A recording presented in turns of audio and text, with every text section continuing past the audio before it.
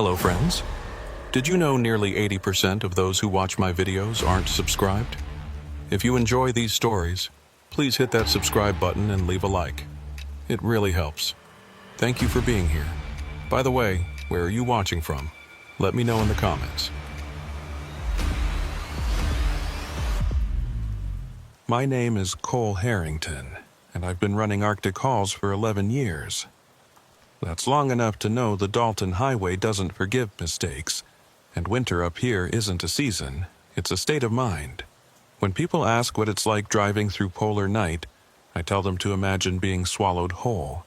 No sun for weeks, just this endless, crushing dark that presses against your windshield like something alive. It was late January when I picked up the load in Fairbanks. Drilling equipment headed for Dead Horse. Standard run, 14 hours if the weather held, which it never does.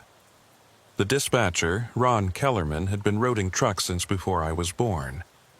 He gave me the usual rundown while I signed the manifest. Road conditions fair to poor. Temperatures hovering around -40. Wind chill taking it down past 60 below. "You fueled up?" Ron asked, not looking up from his clipboard. "Topped off an hour ago. Survival kit, extra blankets, flares, satellite phone." "Ron, this isn't my first time." He looked at me then, and I saw something flicker across his face. Concern, maybe. Or just the exhaustion that comes from watching drivers head north into the blackness year after year. "Yeah, well, Weather Service is calling for whiteout conditions north of Coldfoot. Supposed to hit around midnight. You sure you don't want to wait it out till morning?" I checked my watch. It was already past 2 in the afternoon, which meant it had been dark for hours and would stay that way until March. "I'll be through the pass before it hits. I know the road." Ron nodded slowly, like he'd heard that line before. Probably had. He handed me the paperwork and turned back to his radio without another word.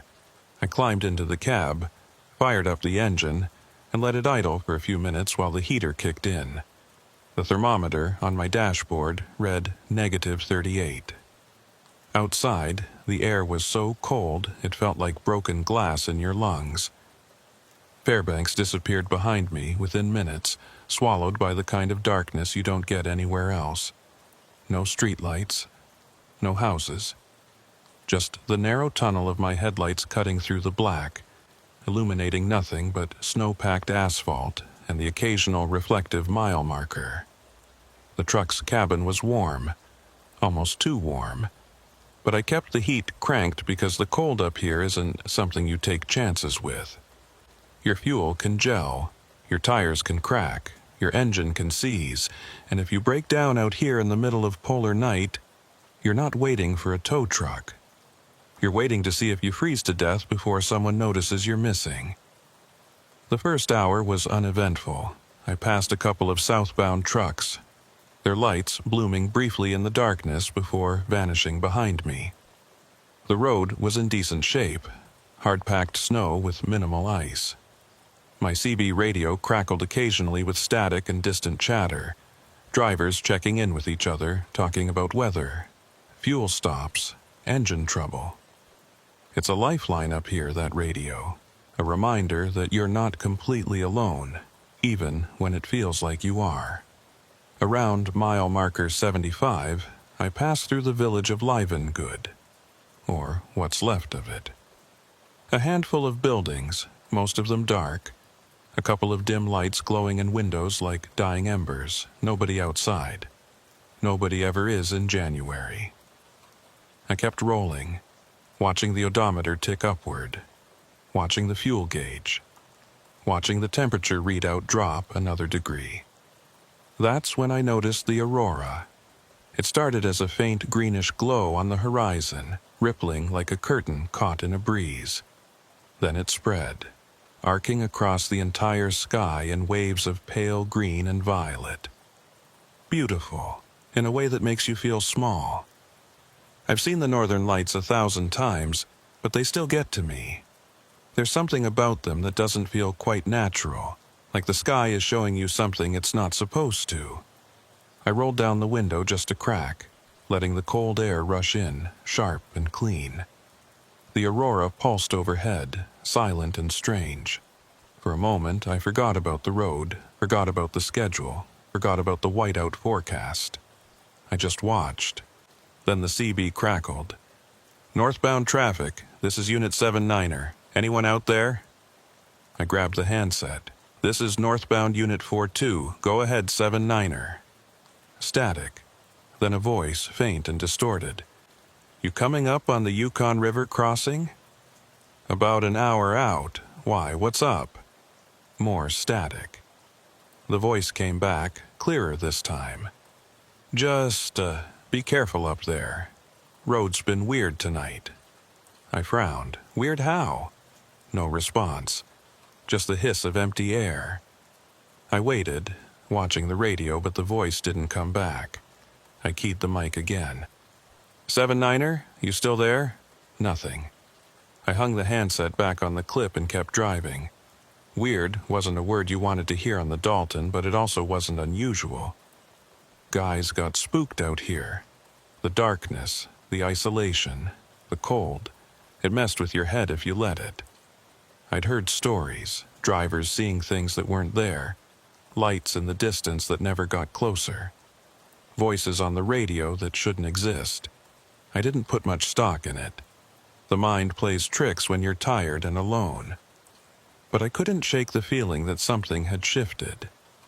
The aurora was brighter now, casting a pale, sickly glow over the snow. The road ahead looked different somehow, flatter, smoother, like the texture had been erased.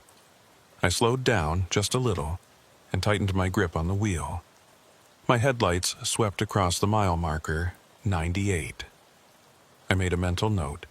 Another 70 miles to Coldfoot, where I could stop for fuel and coffee and a few minutes of human contact before pushing on to Dead Horse. That's when I saw the first sign. It was small, easy to miss. A wooden post on the side of the road, half buried in snow, with a hand-painted arrow pointing west. No words, no indication of what it was marking. Just an arrow. I'd driven this road more times than I could count, and I'd never seen that sign before. I told myself it was nothing. Someone's hunting trail, maybe, or an old access road to a mining camp. The Dalton was littered with remnants of abandoned projects, forgotten infrastructure, the bones of failed ventures. But something about that arrow bothered me. It looked fresh. The paint wasn't faded, the wood wasn't rotted. I kept driving. The temperature kept dropping. -42, -45. The air felt heavier, thicker, like the cold was pressing in from all sides. The aurora twisted overhead, no longer beautiful, just unsettling. And then the wind picked up. It started as a low moan, barely audible over the rumble of the engine. Then it grew, building into a sustained howl that shook the cab. Snow began to lift off the ground, swirling in dense clouds that blurred the road ahead. I could still see, but just barely. The visibility dropped to maybe 50 feet, then 30, then less. Whiteout. I eased off the gas, slowing to a crawl. My headlights were useless now, just reflecting back at me in a wall of white. I couldn't see the road, couldn't see the mile markers, couldn't see anything. All I could do was keep the wheel steady and hope I was still on the pavement. That's when I felt it. A change, subtle, but unmistakable. The road beneath me felt wrong, too smooth, too flat, like I drifted onto something that wasn't asphalt. I hit the brakes gently, bringing the truck to a stop, and sat there in the roaring silence listening to the wind scream. The CB crackled again. "Northbound, 42. I grabbed the handset. "This is 42. Who's calling?" Static, then faint and distorted. "Turn around." My blood went cold. "Say again?" "Turn around, before it's too late." The voice cut out. I stared at the radio, my heart pounding. The whiteout raged outside, hammering the truck, shaking the mirrors. I couldn't see anything, couldn't orient myself. For all I knew, I was sitting in the middle of the road, or worse, off it entirely. I shifted into reverse, inching backward, trying to feel for the pavement. The tires crunched over something, snow or gravel, I couldn't tell. Then the truck lurched, tilting slightly to the left. I froze, hands locked on the wheel. I was off the road, not by much, maybe a foot or two, but enough. Enough that if I wasn't careful, I could slide into the ditch and that would be it. No cell signal out here. Satellite phone in the sleeper. But if the truck was stuck, I'd be burning fuel to stay warm, and fuel doesn't last forever. I took a breath, steadied myself, and eased forward. The tires spun for a second, then caught. The truck lurched back onto solid ground.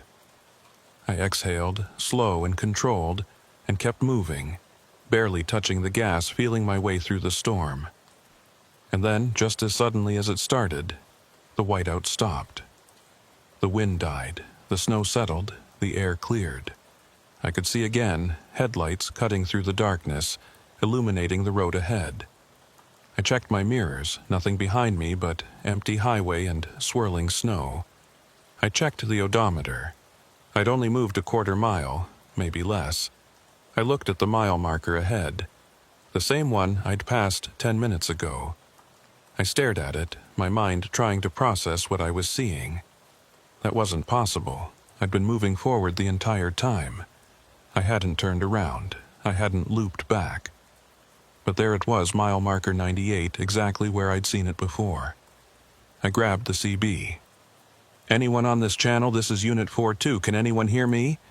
Static. No response. I tried again. "Ron, if you're listening, this is Cole. I'm north of Livengood, and something's not right. Please respond." Nothing. The aurora pulsed overhead, brighter now, casting long shadows across the snow. I sat there, engine idling, staring at that mile marker. My hands were shaking, not from the cold, from something else. I put the truck in gear and started driving again, faster this time, pushing past the marker, past the spot where I'd seen the arrow, past the place where the whiteout had hit. I didn't look back. I didn't stop. I just drove, counting the mile markers as they passed, making sure they were going up and not repeating. The road stretched ahead, straight and empty. The wind had died completely.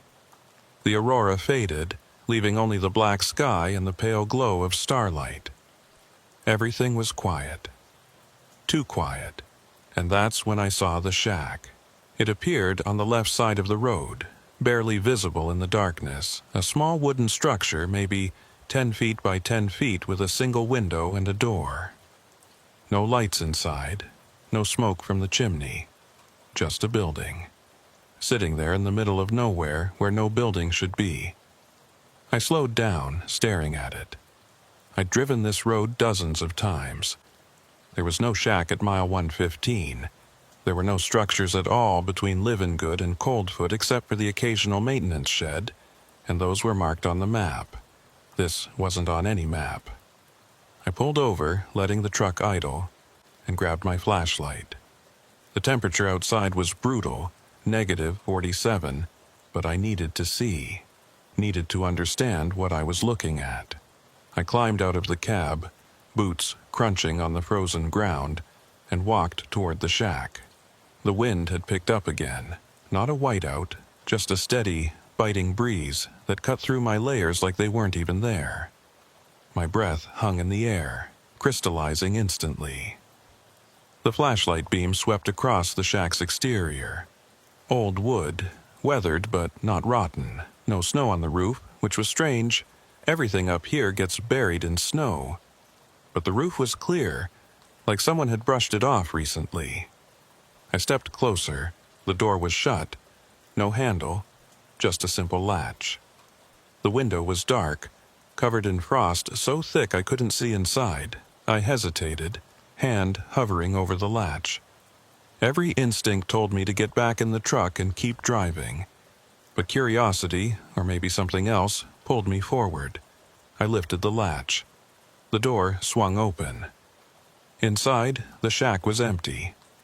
No furniture, no supplies, just bare wooden walls and a dirt floor.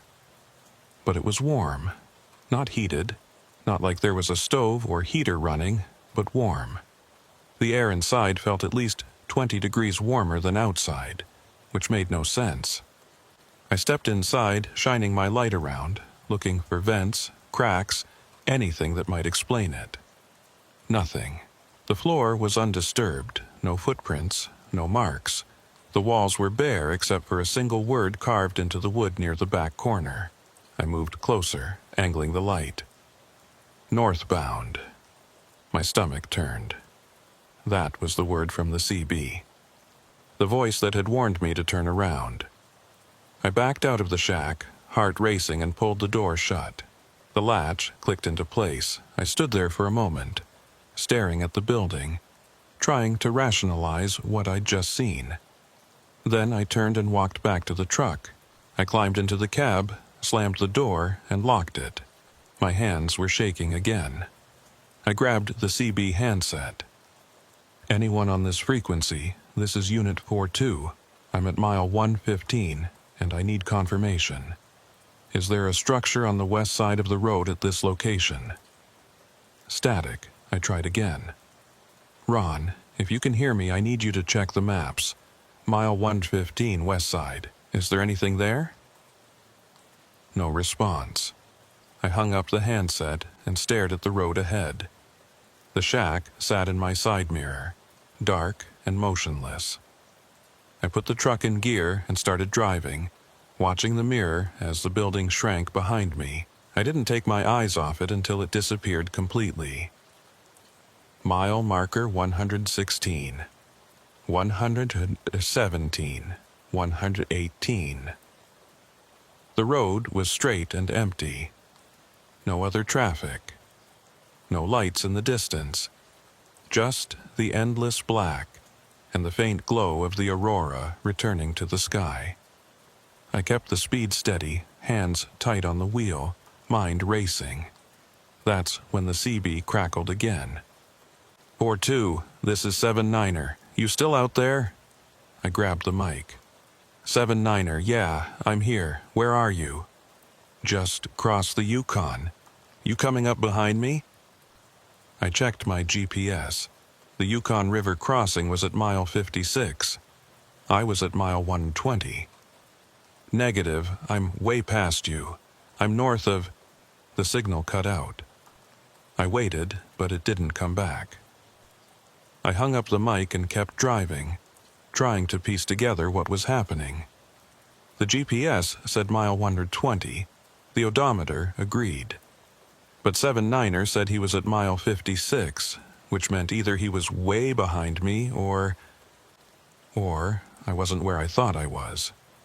I looked at the next mile marker as it passed. 121. Then 122. The numbers were going up. Everything seemed normal. But something deep in my gut told me it wasn't. The wind picked up again, harder this time. Snow began to swirl across the road, not a full whiteout but enough to reduce visibility. I slowed down, leaning forward, squinting through the windshield. The headlights barely penetrated the blowing snow, and then I saw it. Another mile marker. But this one was different. I slammed on the brakes. The truck skidded slightly before coming to a stop. I stared at the marker, my mind refusing to accept what I was seeing. I'd been at mile 122 10 seconds ago. I'd been moving forward. I hadn't turned around. I hadn't looped back. But there it was. Mile marker 98. I grabbed the handset. Anyone on this frequency, this is an emergency. I'm at mile marker 98 and I've been here before. Something is wrong with the road. Does anyone copy? Static. I tried again, voice rising. Someone answer me, please, I need help. Nothing. I sat there staring at the marker, my breath fogging the windshield. The temperature inside the cab was dropping. I checked the heater. It was running, but the warmth was fading, like the cold outside was seeping in through the walls. I turned the heat up to max, but it didn't help. The aurora flared overhead, brighter than before, casting the snow in shades of green and purple. And in that light I saw something. A figure, standing on the side of the road, maybe 50 feet ahead, motionless, facing the truck. My heart stopped. I leaned forward, trying to make out details. It looked like a person, but I couldn't tell. The aurora light made everything distorted, shadows stretching and bending in unnatural ways. I flashed my high beams. The figure didn't move. I grabbed my flashlight and rolled down the window, shining the beam toward the figure. It was a person, or something shaped like a person. Tall, wearing dark clothing, hood pulled up, but the posture was wrong. Too stiff, too still. I honked the horn. The sound echoed through the emptiness, sharp and jarring. The figure didn't react. I sat there, frozen, unsure what to do. Every instinct screamed at me to drive, to get past it, to not stop. But I couldn't look away, couldn't move. The figure just stood there, silent and unmoving, bathed in the green light of the aurora. Then, slowly, it raised one arm, pointing. Not at me. Behind me. I turned, looking out the back window. The road behind me was empty. No lights, no movement. Just the pale glow of the snow and the dark sky. I turned back to the figure. It was gone. I stared at the spot where it had been, my pulse hammering in my ears. The road was empty.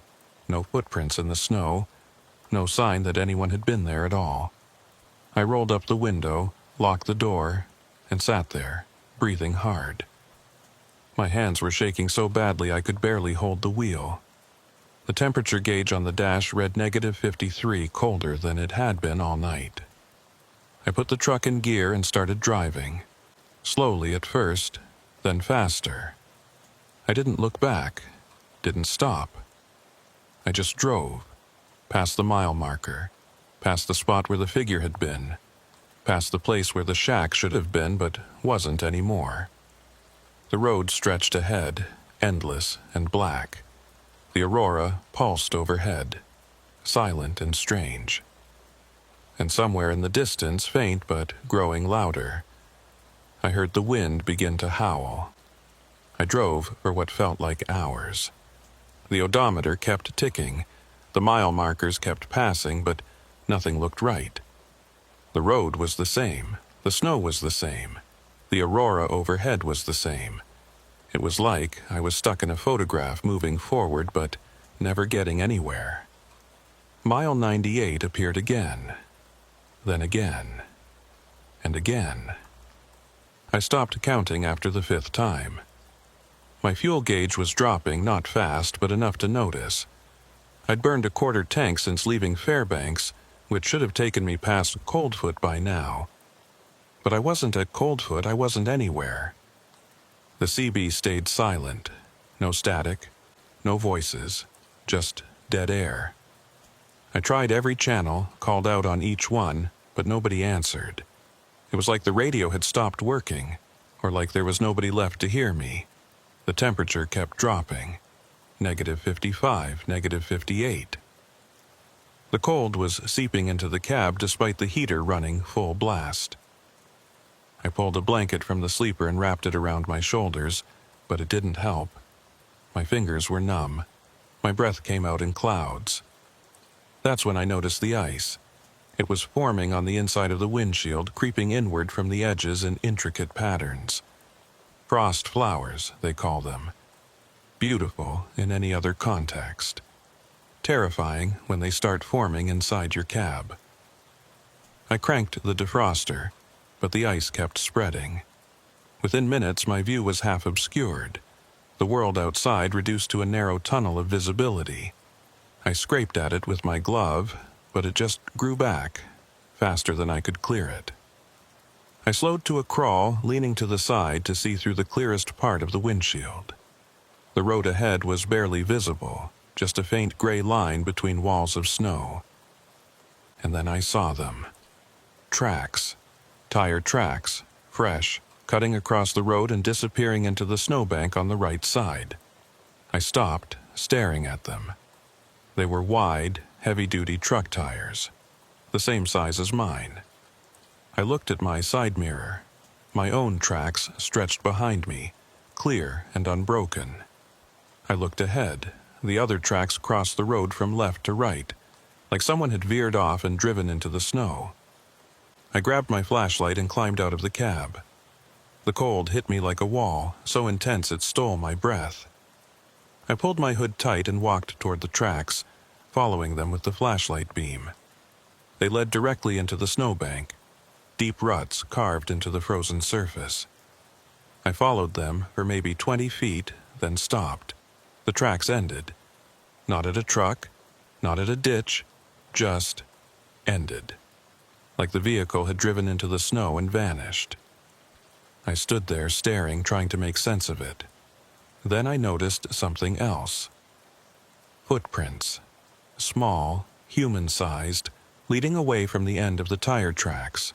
They were deep, like someone had been running. I followed them with my light, tracking them across the snow toward the tree line. They stopped at the edge of the trees. No entry point. No continuation. Just stopped.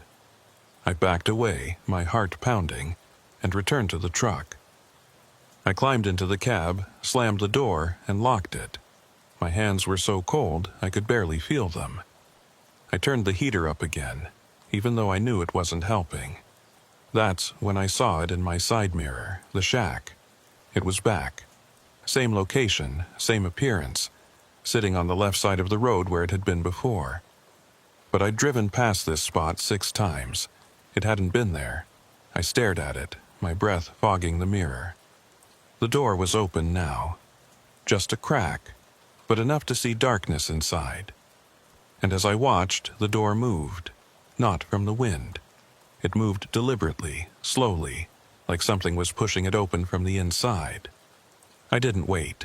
I put the truck in gear and hit the gas, tires spinning briefly before catching. The truck lurched forward, and I drove, faster than I should have in these conditions. But I didn't care. I needed to get away from that shack, away from those tracks, away from whatever was happening. The road blurred past. Mile markers flashed by, too fast to read. The aurora overhead twisted and writhed, no longer beautiful, just alien. Wrong. The wind screamed, and the snow swirled, and the ice on my windshield grew thicker. Then I saw the lights. 2 points of white, far ahead, barely visible through the snow. Another truck heading south, toward me. I flashed my high beams, desperate for contact, for confirmation that I wasn't alone out here. The lights grew brighter, closer. I could make out the shape now, a big rig, same model as mine. It was moving fast, too fast for these conditions.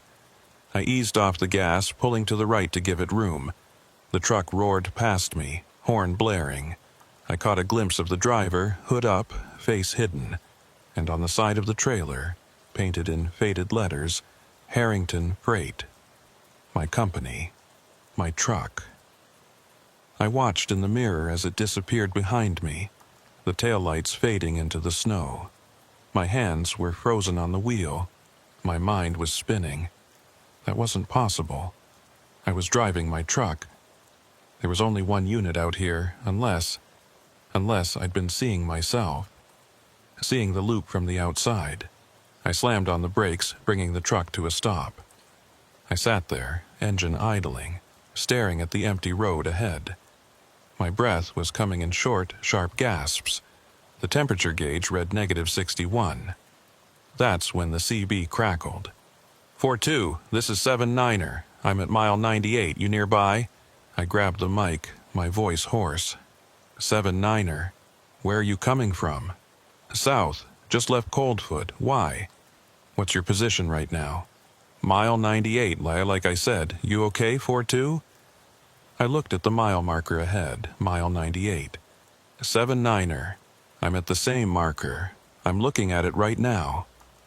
Silence, then. That's not possible. I'm here. I'm looking at the road. You're not here. My stomach dropped. 7-9er. I need you to describe what you see. Snow. Road, Aurora. Nothing else. No trucks.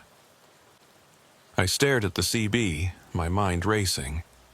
7-9er, do you see a shack? Small building, west side of the road?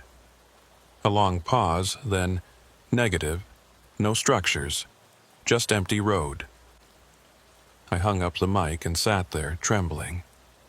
The heater was making a strange noise now, a rattling that hadn't been there before. The frost on the windshield had spread to cover almost the entire surface. I could barely see, and then, faint but unmistakable, I heard it. Footsteps, outside the truck, crunching through the snow, slow, deliberate, circling the cab. I froze, listening. The footsteps stopped at the driver's side door. I turned my head slowly, looking at the window. The frost was too thick to see through, but I could make out a shape. A shadow, standing just outside. A hand pressed against the glass. Fingers spread wide, leaving marks in the frost. Then a voice, muffled and distant. Northbound. The same word from the CB. The same word carved in the shack. I didn't move. Didn't breathe. The hand slid down the glass, leaving smeared trails in the frost, then disappeared. The footsteps resumed, moving around the front of the truck, passing the passenger side, circling back to the rear. Then they stopped. I waited, listening. The wind howled. The aurora flared. But the footsteps didn't return. I counted to 60, slow and controlled, then grabbed my flashlight and the satellite phone from the sleeper. I climbed into the passenger seat, unlocked the door, and opened it just a crack. The cold rushed in, brutal and immediate. I shined the light outside. The snow around the truck was undisturbed. No footprints, no marks, nothing. I closed the door, locked it, and climbed back into the driver's seat. My hands were shaking so badly I could barely hold the phone. I powered it on, waiting for the signal. 1 bar, then 2. I dialed Ron's number. It rang, once, twice, then connected. Cole? Ron's voice, clear as day. Ron, I'm in trouble. Something's wrong with the road. I keep seeing the same mile marker. I need help. Cole, slow down. What's your position? Mile 98. I've been here for hours. I can't get past it. Silence, then. Cole, that's not possible. GPS shows you at mile 167. I looked at the mile marker outside. 98. Ron, I'm looking at it right now. It says 98. Cole, your tracker shows you just south of Coldfoot. You're almost there. You should be seeing lights by now. I stared at the phone, my mind spinning. Ron, there are no lights. There's nothing. Just snow and dark. Another pause. Cole, I need you to pull over and check your equipment.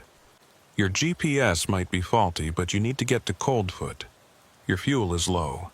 I know my fuel is low. I've been trying to get there. Cole, you're 15 miles out. Just keep driving. You'll see the lights soon. He hung up. I sat there, staring at the phone. 15 miles, mile 167. But the marker outside said 98. I started the engine and drove. I didn't look at the mile markers. Didn't check the mirrors. I just focused on the road ahead, on the narrow tunnel of visibility through the frosted windshield, and drove. And then, slowly, gradually, I saw them. Lights. Faint at first, just a glow on the horizon, then brighter, sharper. The lights of Coldfoot trucks stop, exactly where they should be. I pulled into the lot, killed the engine, and sat there, shaking. The other trucks were parked in neat rows, their cabs dark. The truck stop windows glowed warm and yellow, Everything looked normal, real. I climbed out, legs unsteady, and walked toward the building. The door opened with a cheerful jingle. Warm air washed over me, almost painful after hours in the cold. A woman behind the counter looked up and smiled. "Rough night?" I nodded, not trusting my voice. "Coffee's fresh. Help yourself." I poured a cup, hands still trembling, and sat at a table near the window. Outside, my truck sat in the parking lot covered in frost. I stared at it, trying to process what had happened. Then I saw the driver from the other truck, the one that had passed me on the road. He was sitting at the far end of the room, hood still up, face still hidden. He was drinking coffee, completely still. I stood up, walked over. "Hey, were you on the Dalton tonight?" He didn't respond. "Hey," I said again, louder. "I saw you out there. You passed me." Slowly, he turned his head. The hood fell back. It was me. My face, my eyes, staring back at me. I stumbled backward, knocking over my coffee. The woman behind the counter looked up, concerned. "You okay?" I turned back to the table. It was empty. The man was gone. The coffee cup was gone, like he'd never been there. "Did you see?" I started, but the words died in my throat. The woman frowned. "See what, honey?" I shook my head, backing toward the door. "Nothing. I'm fine." I left the truck stop, climbed back into my cab, and locked the doors. I sat there, staring at my reflection in the rearview mirror, making sure it was real, making sure it was just me. I didn't sleep that night. I just waited for dawn, which I knew wouldn't come. I made it to Dead Horse 3 days later. The run should have taken 14 hours. It took me 72. I don't remember most of it, just driving, stopping, driving again. The whiteouts came and went. The road stretched on. The aurora danced overhead.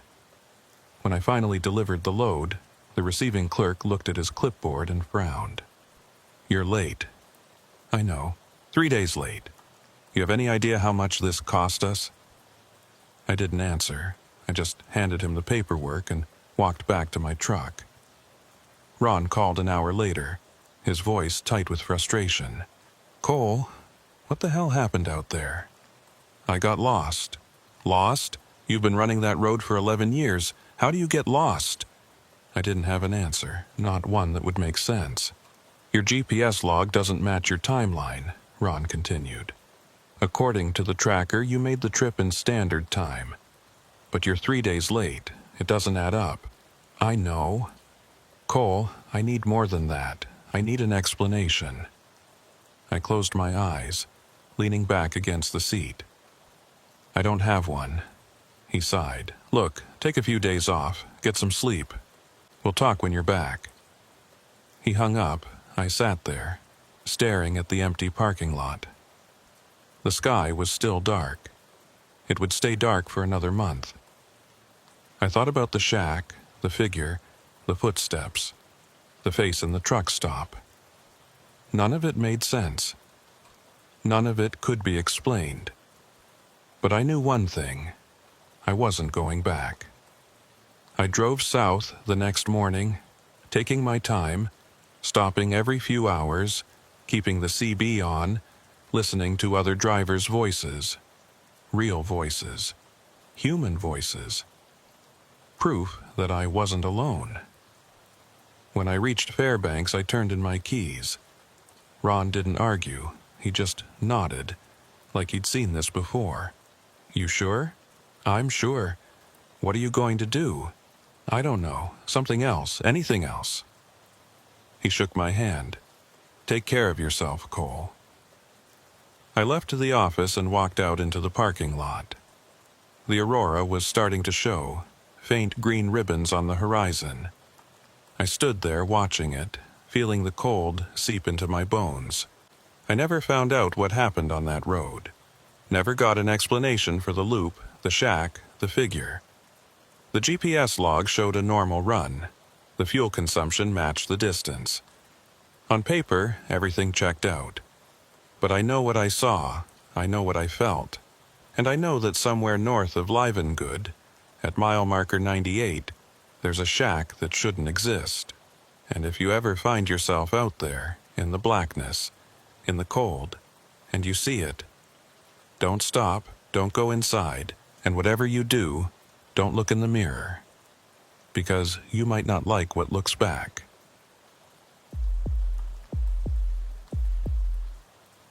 My name is Reed Walker, and I've been hauling freight through the Yukon Territory for the better part of 16 winters. That's long enough to know that the silence up here isn't really silence at all. It's something else, something that presses against your eardrums and makes you hyper-aware of every small sound. The tick of cooling metal, the whisper of wind through a crack in the door seal, your own heartbeat, amplified in the darkness until it sounds like distant thunder. February is the worst month. The coldest, the darkest, the most unforgiving. The kind of month where your breath freezes in your lungs and the metal of your door handle can take the skin off your palm if you're not wearing gloves. The kind of month where the sun barely creeps above the horizon for a few hours before giving up and sinking back down, leaving you with 20 hours of absolute darkness.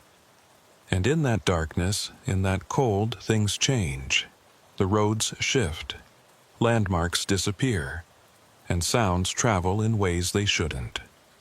It was February 18th when I got the call from dispatch.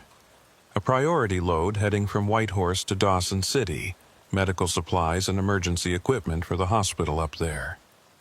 The highway had been closed for 3 days due to a massive storm system that had parked itself over the region, but it had finally cleared enough for travel. They needed someone experienced, someone who knew the Klondike Highway in winter, someone who wouldn't panic when things got rough. That someone was me. I picked up the load at the distribution center just after noon, which meant I had maybe 3 hours of weak, gray daylight before the darkness swallowed everything. The temperature was sitting at negative 43 Celsius, and the weather forecast was calling for another system to move in overnight. Light snow, maybe some wind. Nothing I hadn't driven through 100 times before, but there was something in the dispatcher's voice, a hesitation, a careful choice of words that made me pause. "You sure about this, Reed?" she asked. Her name was Margaret, and she'd been routing trucks in the territory for 30 years. She knew the roads as well as I did, knew the risks, knew when to hold back and when to send someone out. "I'm sure," I said, signing the manifest. "Hospital needs this stuff. Can't wait another 3 days for the weather to clear completely." She nodded slowly, but her eyes stayed on me a beat too long. "Radio's been acting up the last few days, lots of static, interference. Some of the drivers have been reporting strange transmissions." "Strange how?" She shrugged, but I could see the tension in her shoulders. "Just keep your radio on, check in every hour. And if you need to pull over and wait it out, do it. Don't push your luck." I told her I wouldn't, but we both knew I was lying. The first hour out of Whitehorse was uneventful. The highway was in decent shape, the snowplows had done their job, and the ice wasn't too bad yet. I kept the speed moderate, around 60 kilometers per hour, watching the road, watching the mirrors, watching the sky. The light was already fading, that weak February sun giving up early, and by the time I passed the turnoff for CarMax, it was full dark. That's when the temperature started to drop. I watched the gauge on my dashboard tick downward. Negative 45, negative 48, negative 51. The kind of cold that makes the air itself feel brittle, like it might shatter if you moved through it too fast. I cranked the heater up, but the warmth felt thin, inadequate, like it was barely holding back the cold pressing in from outside. The road ahead was a narrow tunnel of visibility, my headlights cutting through the darkness and illuminating maybe 50 meters of snow-packed asphalt before everything dissolved into black. No other vehicles, no lights from distant houses, just the road and the trees and the enormous, suffocating darkness of the Yukon winter. I turned on the CB radio, more for the comfort of having another voice in the cab than for any practical reason. The static was immediate and loud, a harsh crackling that filled the space around me.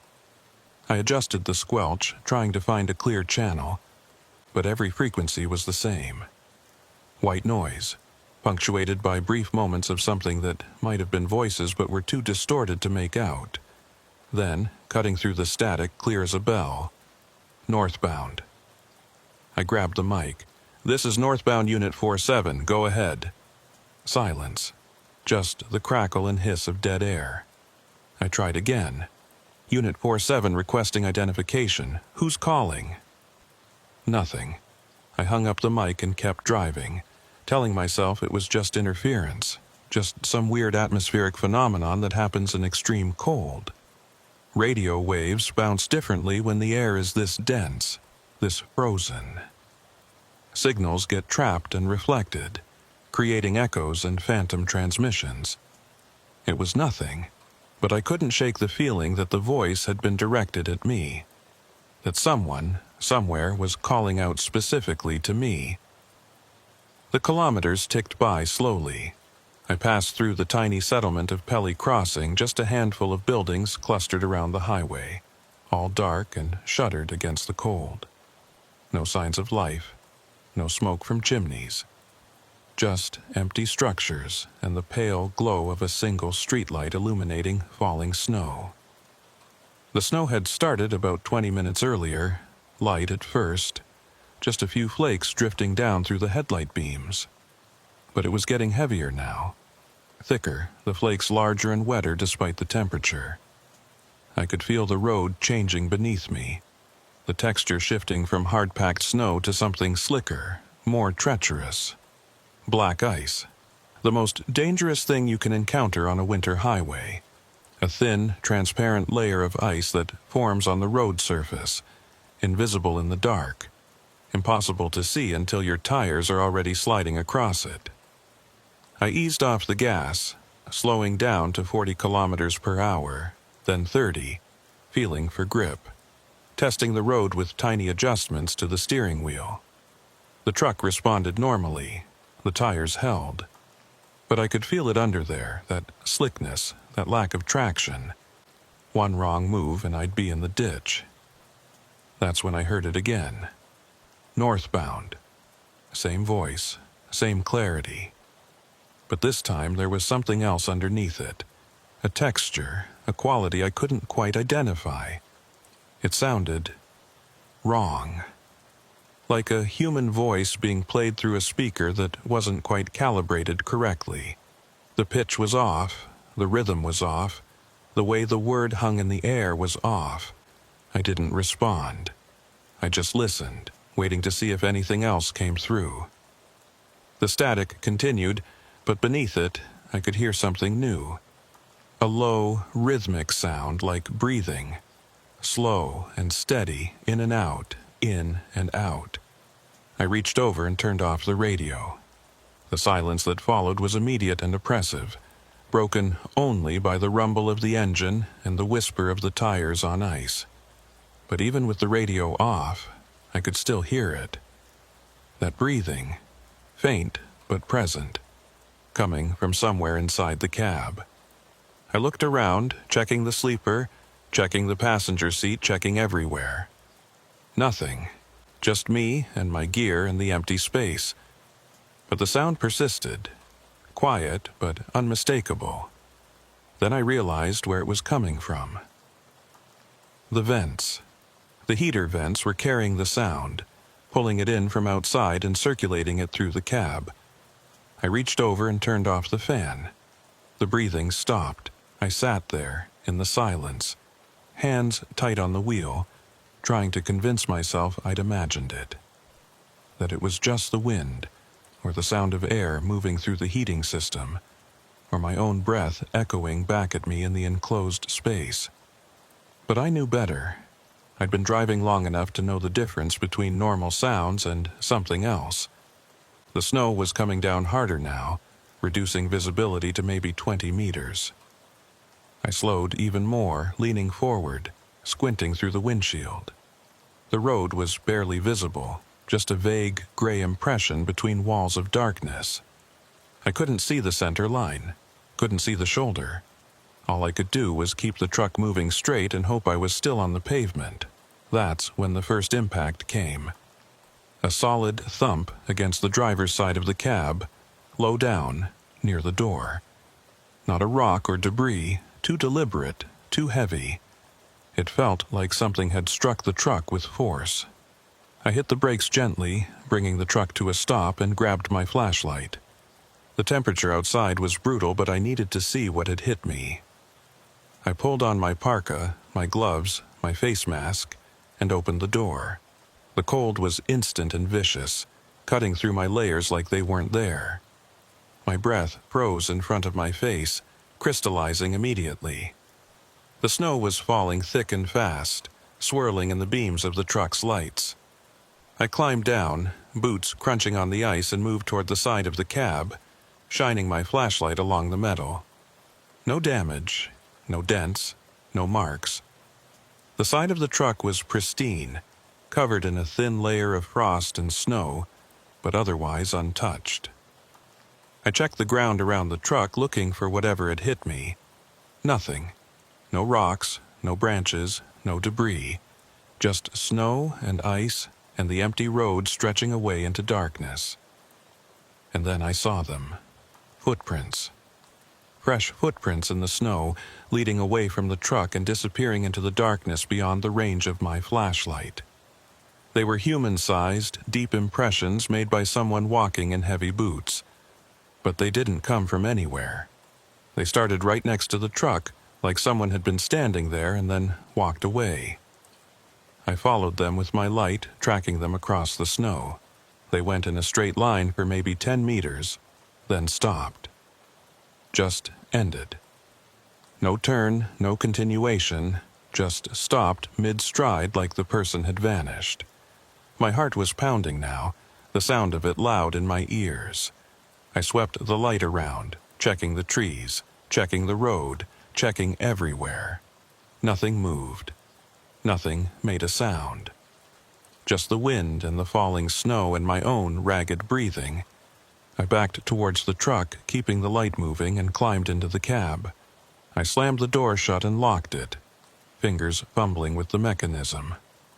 The warmth inside felt artificial, fragile, like it could be stripped away at any moment. I sat there, staring out at the footprints through the windshield. They were already being covered by fresh snow, the edges blurring, the depth filling in. Within a minute, they'd be gone completely. I grabbed the CB mic, turned the radio back on, and keyed it. "This is Unit 47 requesting assistance. I'm approximately 40 kilometers north of Pelly Crossing, and I need confirmation. Is there anyone else on this highway tonight?" Static. Then, after a long pause, a voice.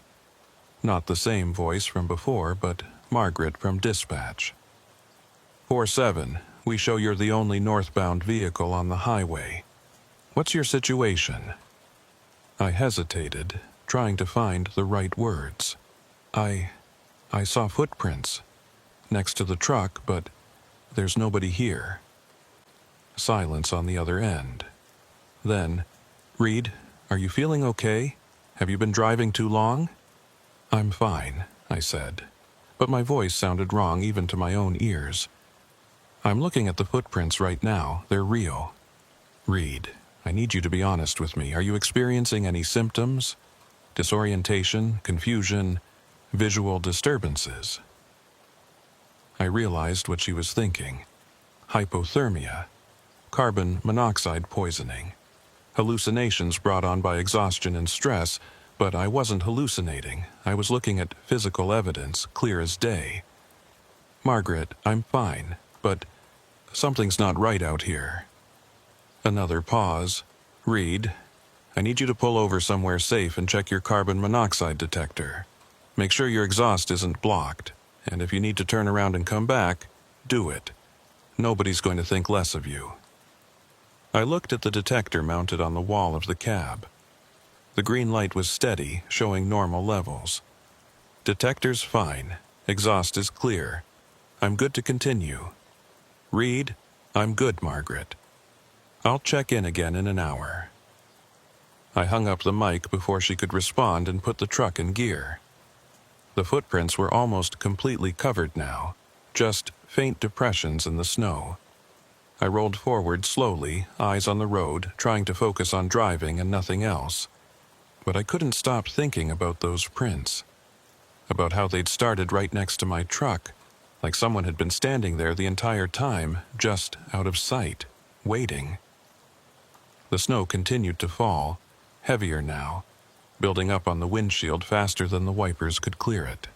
The temperature gauge read -54, the coldest I'd seen all winter.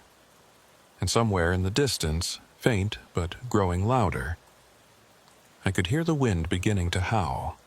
The road ahead narrowed, flanked on both sides by dense forest. The trees pressed in close, their branches heavy with snow, creating a tunnel effect that made the darkness feel even more oppressive. I kept the speed steady, around 30 kilometers per hour, both hands on the wheel, eyes scanning constantly. That's when the CB crackled again. Northbound. The same voice, but closer now, louder, like whoever was speaking was right next to me. I grabbed the mic. "Who is this? Identify yourself." No response. Just that breathing again, slow and steady, coming through the speaker. "This is a restricted emergency frequency," I said, voice rising. "Identify yourself immediately, or I'm reporting this to authorities." The breathing stopped. For a moment, there was just static. Then, soft and clear, "Behind you." I spun around, looking at the sleeper berth, at the empty space behind the seats. Nothing there. Just my gear and supplies and the darkness beyond the small overhead light. But when I turned back to face the windshield, I saw it. A figure standing in the middle of the road, maybe 20 meters ahead, just at the edge of my headlight beams. Tall, wearing dark clothing, completely motionless.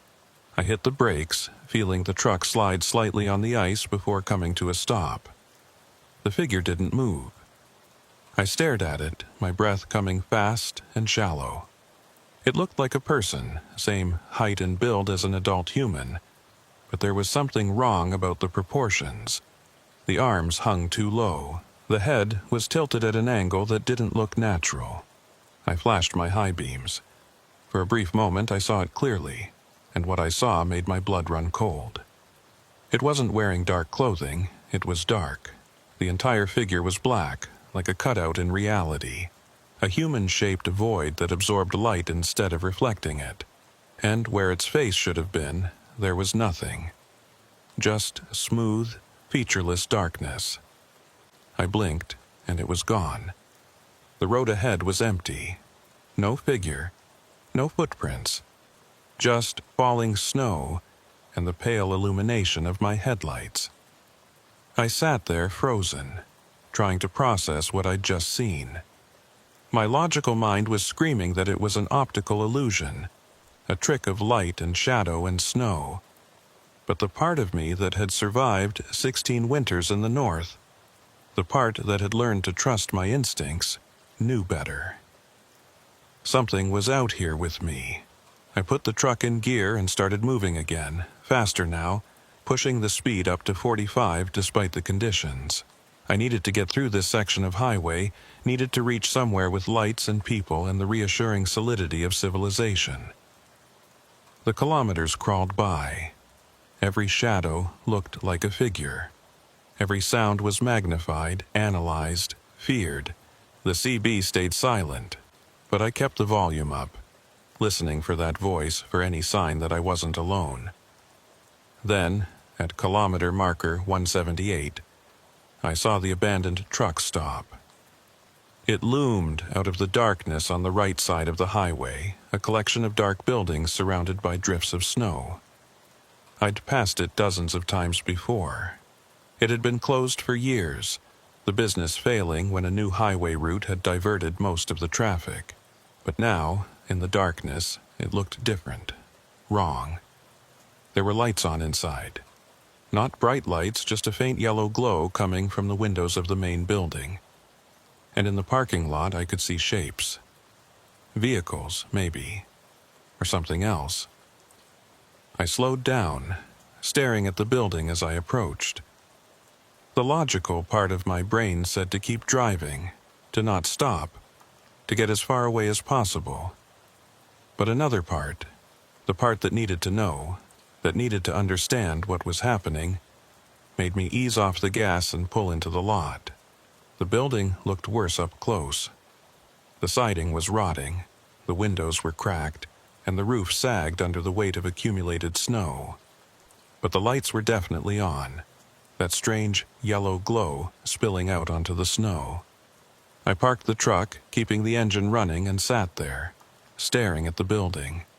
Through the grimy windows I could see movement, shadows shifting behind the glass, like people moving around inside. The CB crackled. "Northbound, come inside." I stared at the radio, then at the building. The voice was coming from in there. Someone inside was calling to me. Against every instinct, I grabbed my flashlight, pulled on my parka, and opened the door. The cold hit me immediately, but I barely noticed. I was focused on the building, on the lights, on finding out what the hell was going on. I walked across the parking lot, boots crunching on the ice, and approached the main entrance.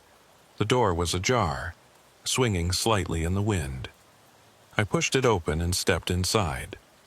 The interior was a wreck. Broken furniture, scattered debris, walls covered in peeling paint and water damage. But in the center of the room, there was a table. And on that table, a CB radio, its light glowing green, its speaker crackling with static. Nobody else was there. I walked toward the radio, my footsteps echoing in the empty space. The building smelled of mold and rot and something else, something acrid and chemical. I reached out and touched the radio. It was warm. Someone had been here recently. Someone had left this running. I picked up the handset and keyed it. "Who's out there? Who's been calling me?" Static. Then, that breathing again. Coming through the speaker, but it wasn't coming from the radio. It was coming from behind me. I turned slowly, shining my flashlight toward the back of the room, and there, in the shadows beyond my beam, I saw them. Figures, multiple figures, standing in a line, motionless, watching me. I backed toward the door, keeping my light on them. They didn't move, didn't react, just stood there in perfect stillness. I reached the door, stumbled out into the cold, and ran back to my truck. I climbed into the cab, slammed the door, locked it, and threw the truck into gear. The tires spun on the ice for a moment before catching, and I pulled out of the lot, back onto the highway, driving faster than was safe. In my rearview mirror, I could see the building receding into darkness. The lights were still on, and in the doorway, I could see shapes, multiple shapes, standing there watching me go. I didn't look back again. I drove for another hour without stopping, pushing the truck to its limits on the icy road. My hands were shaking, my breath coming in short gasps, my mind racing through what I'd seen. The logical explanations kept crumbling under the weight of evidence. Squatters in the abandoned building, maybe. People living rough in the winter. But why would they leave a CB radio running? Why would they stand in the dark like that? And the figure on the road, the one that had vanished, the one that wasn't wearing darkness but was darkness. I tried calling Margaret again, but all I got was static. The radio was working. I could hear the carrier wave, but no voices came through. Just that endless hiss and crackle, like the entire communication network had been swallowed by interference. The snow was coming down in sheets now, a full whiteout in progress. My visibility was down to maybe 10 meters, and I was navigating more by feel than sight, keeping the truck centered on what I hoped was the road, praying I didn't drift into the ditch. Then the impact started. Thump against the passenger side this time. Hard and deliberate. Thump, thump. Now on the driver's side. Rapid succession like something running alongside the truck and striking it repeatedly. I grabbed the flashlight and shined it out the window, but all I could see was swirling snow and darkness. The impacts continued, moving from the front of the cab to the back, following the length of the trailer. Like something was pacing the truck, matching its speed, reaching out to touch it as it passed. Thump. Thump, thump. I hit the gas, accelerating despite the conditions, trying to outrun whatever was out there. The speedometer climbed to 60, then 70. The truck shuddered on the ice, fishtailing slightly, but I kept the pressure on. The impact stopped. I eased off the gas, letting the speed drop back down to a safer level. My heart was hammering, my palms slick with sweat despite the cold. I checked the mirrors, looking for anything following me, but all I saw was white. That's when the CB crackled again. "Northbound, stop!" I ignored it, keeping my eyes on the road. "Northbound, stop, please." There was desperation in the voice now, not threat, but pleading. Like whoever was out there needed me to stop, needed me to help. "Who are you?" I asked, keying the mic. "What do you want?" No response, just static. Then, breaking through the interference, a new voice. Female this time, younger, scared. "Please, we need help. We're stuck. We've been stuck for days." I felt my chest tighten. The trucker in me, the part that had been trained to help people in distress, warred with the part that had seen things tonight I couldn't explain. "Where are you?" I asked carefully. "Up ahead, kilometer 195. We're in the ditch. Please, it's so cold." I checked my GPS. I was at kilometer 188. 7 kilometers to go. 7 kilometers to decide whether I was driving into a trap or toward people who genuinely needed help. "How many are you?" I asked. Static. Then, 4, 2 adults, 2 children. Our vehicle broke down. The heater stopped working. We've been trying to signal for help, but nobody's come. 2 children. The words hit me like a physical blow. If there were kids out there, kids in distress, I couldn't just drive past. No matter what I'd seen, no matter what my instincts were telling me. "I'm coming," I said. "Hold tight, 7 minutes."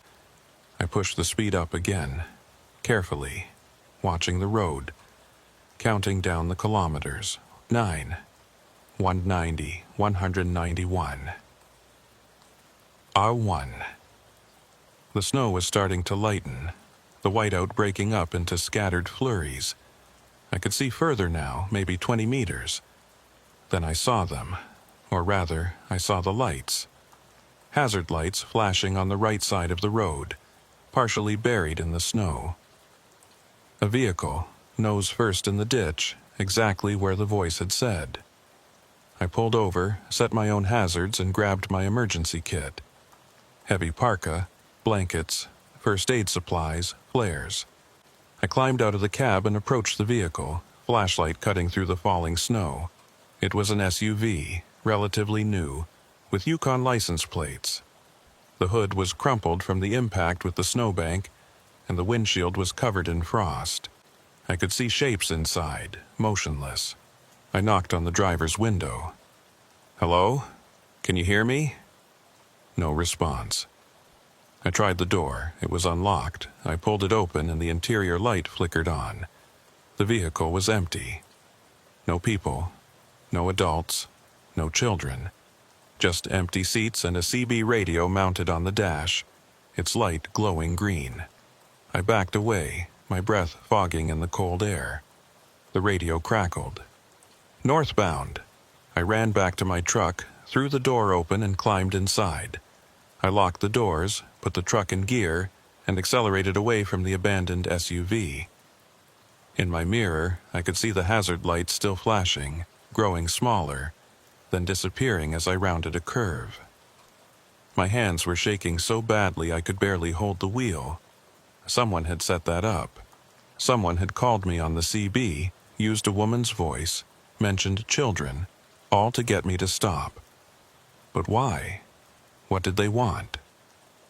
I grabbed my own CB mic and keyed it, broadcasting on the emergency channel. This is Unit 47 broadcasting in the clear. There is a situation on the Klondike Highway, kilometer 195. Abandoned vehicle in the ditch, possible distress call that was faked. I am proceeding north. If anyone can hear this, please respond. Static. Just endless static. Then, cutting through. Behind you. I looked in the mirror. The road behind me was empty. Just a tunnel of darkness beyond the reach of my taillights. Behind you, the voice repeated. Clearer now, urgent. I adjusted the mirror, angling it to see further back, and there, at the very edge of visibility, I saw them. Lights. Headlights. Approaching fast. A vehicle was coming up behind me, moving at a speed that was reckless for these conditions. I could see it now, a large truck, similar to mine, closing the distance rapidly. I sped up, trying to maintain some space, but the other vehicle kept pace. It was right on my tail now, high beams on, filling my mirrors with blinding light. Then it pulled alongside me. I glanced over, trying to see who was driving, but the other cab was dark. No interior lights. No visible driver. Just a massive shape moving in parallel with me, matching my speed exactly. The CB crackled. Northbound. The voice was coming from the other truck. I was certain of it now. "What do you want?" I shouted into the mic, not caring if anyone else heard. The other truck edged closer, narrowing the gap between us. We were side by side on the highway, two massive vehicles racing through the darkness at 70 kilometers per hour. Then it swerved toward me. I yanked the wheel to the right, barely avoiding collision. My truck shuddered as the right side tires caught the shoulder, then pulled back onto the pavement. The other vehicle swerved with me, staying parallel, like it was hurting me somewhere. "Northbound, turn here." I saw it ahead, a turnoff, barely visible, marked by a small reflective sign. The other truck was pushing me toward it, forcing me to take the exit. I had a choice: fight for control of the highway, risk a collision at high speed on ice, or take the turnoff and see where it led. I took the turnoff. The other truck didn't follow. It continued north on the main highway, its lights disappearing into the distance within seconds. I slowed down, bringing the truck to a crawl on the narrow side road. My GPS had lost signal. My radio was dead. I was completely alone, on a road I didn't recognize, in the middle of the Yukon wilderness. The road curved through dense forest, the trees pressing in close on both sides. The snow was deeper here, untouched, and I could feel the truck struggling through it. I should have been leaving tracks, but when I checked my mirrors, the snow behind me was smooth, unmarked, like I hadn't passed through at all. Then I saw the building. It was set back from the road, barely visible through the trees. A cabin larger than the one at the truck stop, with lights glowing in the windows. Warm, inviting yellow lights that looked completely out of place in this frozen wilderness. I stopped the truck, staring at the building. Every instinct screamed at me to turn around, to force my way back through the snow to the main highway.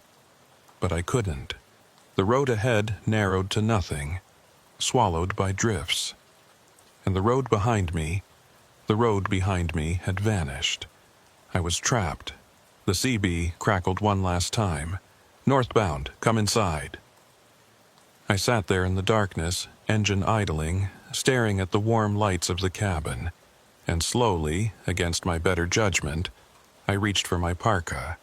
The cold outside was worse than before, if that was possible. The thermometer on my dash read -61 Celsius. At that temperature, exposed skin freezes in less than a minute. Your breath crystallizes before it leaves your mouth. The air itself becomes hostile, every inhalation burning your lungs. I pulled my face mask up, my hood tight, and climbed down from the cab. The snow came up to my knees, and every step was an effort. I could see my truck behind me, engine still running, headlights cutting through the darkness. It looked small suddenly, fragile, inadequate against the enormity of the wilderness surrounding me. The cabin was maybe 30 meters away, a solid structure, log walls chinked with what looked like fresh mortar, a steep metal roof to shed snow, windows that glowed with that impossible warmth. Smoke rose from the chimney, dissipating quickly in the extreme cold. I trudged toward it, each step deliberate, watching for ice, watching for holes in the snow, watching for anything out of place. As I got closer, I could hear something. Music. Faint, but unmistakable. Old country music, the kind you'd hear on AM radio in the middle of the night. The door was solid wood, with a simple handle. No lock visible. I stood there for a moment, my gloved hand hovering over the handle, giving myself one last chance to turn around. But where would I go? The road was gone. The highway was kilometers away through deep snow and dense forest. I was here, whether I wanted to be or not. I pushed the door open. The warmth hit me immediately, almost painful after the extreme cold. The interior of the cabin was exactly what you'd expect. A large main room with a stone fireplace, burning logs crackling cheerfully. Worn furniture, a couch and 2 chairs, arranged around the fire. A kitchen area along the back wall, with an old gas stove and a sink. The music was coming from a radio on the counter, the signal clear and strong despite the isolation. And sitting in one of the chairs, facing the fire, was a man. He didn't turn when I entered, just sat there, shoulders relaxed, hands folded in his lap, staring at the flames. "Hello?" I said, my voice muffled by the face mask. He didn't respond. I pulled the mask down, stepped further into the room, and tried again. "Hello? I'm sorry to intrude, but I got pushed off the highway and—" "Sit," the man said, cutting me off. His voice was flat, emotionless. "Warm yourself." I hesitated, then closed the door behind me and moved toward the fire. The other chair was positioned to give a view of both the fireplace and the door. I sat down carefully, keeping my distance from the man, my eyes constantly moving, cataloging details. He was maybe 60, with weathered skin and gray hair pulled back in a ponytail. He wore a flannel shirt and jeans, heavy wool socks but no shoes. His hands were rough, scarred, the hands of someone who'd worked outdoors for decades. "Thank you," I said, "for the shelter." He didn't respond, just kept staring at the fire. I tried again. "I'm Reed. I'm hauling medical supplies to Dawson. Got diverted from the highway." Nothing. The silence stretched out, broken only by the crackling of the fire and the faint sound of the radio. I was starting to think he couldn't hear me or wouldn't respond when he finally spoke.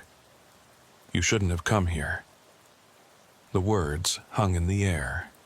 I felt my chest tighten. I didn't have a choice. Something on the road pushed me off. "You always have a choice," he said, still not looking at me. "You could have stopped back at Pelly Crossing, could have turned around, could have waited for the weather to clear, but you chose to keep going. And now you're here." "I didn't choose this," I said, anger creeping into my voice. "I was forced off the highway by another truck. My GPS is dead. My radio is dead. I don't even know where I am." Finally, he turned to look at me. His eyes were pale blue, almost colorless. and they held an expression I couldn't read. Not hostile, but not friendly either. Just assessing. "You're where you were always going to end up," he said. "The road doesn't make mistakes." I stood up, my hand moving instinctively towards the door.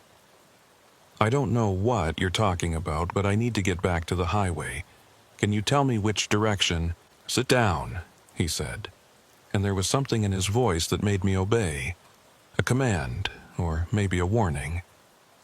"You're not leaving tonight. The storm is getting worse, and there are things in the woods that you don't want to meet in the dark." I sat back down, my mind racing. What things? He turned back to the fire. "You've seen them already.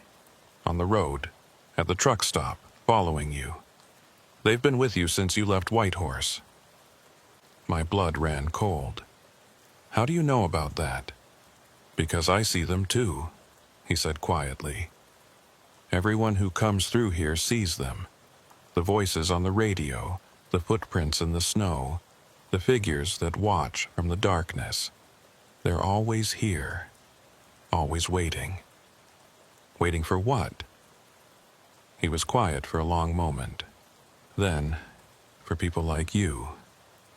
People who think they can outsmart the winter. People who push too hard, who ignore the warnings, who believe they're strong enough to handle whatever the North throws at them. The wilderness doesn't care about your strength. It doesn't care about your experience. It takes everyone eventually." I shook my head. "That's not... I've been driving these roads for 16 years. I know how to handle winter." "Do you?" He turned to look at me again, and this time there was something like pity in his eyes. "Then, why are you here? Why did you stop at that truck stop? Why did you investigate that abandoned SUV? Why did you let yourself be pushed off the highway?" I didn't have an answer. "They test you," he continued. "They show you things, impossible things, and they watch to see what you do. Most people run. They drive faster, they ignore the signs, they convince themselves it's all in their heads. But some people stop, they look, they try to understand. And that's when they're caught." "Caught by what?" I asked, my voice barely a whisper. He smiled, but there was no humor in it. "By the territory itself. By the darkness and the cold and the endless winter. This place is alive in ways you don't understand. It has a will, a hunger, and it feeds on people who venture too deep." I stood up again, backing toward the door. "You're insane." "Maybe," he said, turning back to the fire. "Or maybe I'm the only one who's figured it out. Either way, you should stay here tonight. Sleep by the fire. In the morning, if the storm clears, you might be able to find your way back to the highway." "Might?" "Some people make it back," he said quietly. "Most don't." I reached for the door handle, my hand shaking. "I'm leaving. I'll take my chances with the storm." "You'll die out there," he said, without turning around. "The temperature is dropping. By midnight, it'll be -70. Your truck will freeze, your fuel will gel. You'll last maybe an hour before hypothermia takes you." I hesitated, my hand on the handle. He was right. I knew he was right. Going out into that cold, in the dark, with no clear direction, was suicide. But staying here with this man and his impossible stories. "What are you?" I asked. "Are you one of them?" He laughed, a dry, bitter sound. "No, I'm just someone who made the same mistake you did. I came here 20 years ago. Had a load to deliver, thought I could beat the weather. Got pushed off the highway, found this cabin, and I've been here ever since." 20 years? I stared at him. "That's impossible. Someone would have looked for you. Dispatch would have sent search parties." "They did," he said. "But they never found me because this place doesn't exist on any map. It's not part of the world, you know. It's something else, something in between. I couldn't process what he was saying. It was too much, too far outside the realm of possibility, but I also couldn't ignore the evidence. The road that had vanished, the GPS that had stopped working, the cabin that appeared out of nowhere in the middle of the wilderness. I let go of the door handle and moved back toward the fire. "In the morning," I said. "I'm leaving in the morning." "Maybe," he said again. And then he was quiet, staring into the flames, lost in thoughts I couldn't begin to imagine. I sat there for hours, watching the fire burn down, listening to the wind howl outside, feeling the cold press against the walls despite the warmth of the room. The man never moved, never spoke again. The radio continued to play, cycling through stations that shouldn't exist, playing music from decades past. Eventually, exhaustion won. I pulled my parka around me, leaned back in the chair, and closed my eyes. Just for a moment, I told myself. Just to rest. When I opened them again, the fire had gone out. The room was dark, and the man was gone. I sat up, my heart hammering.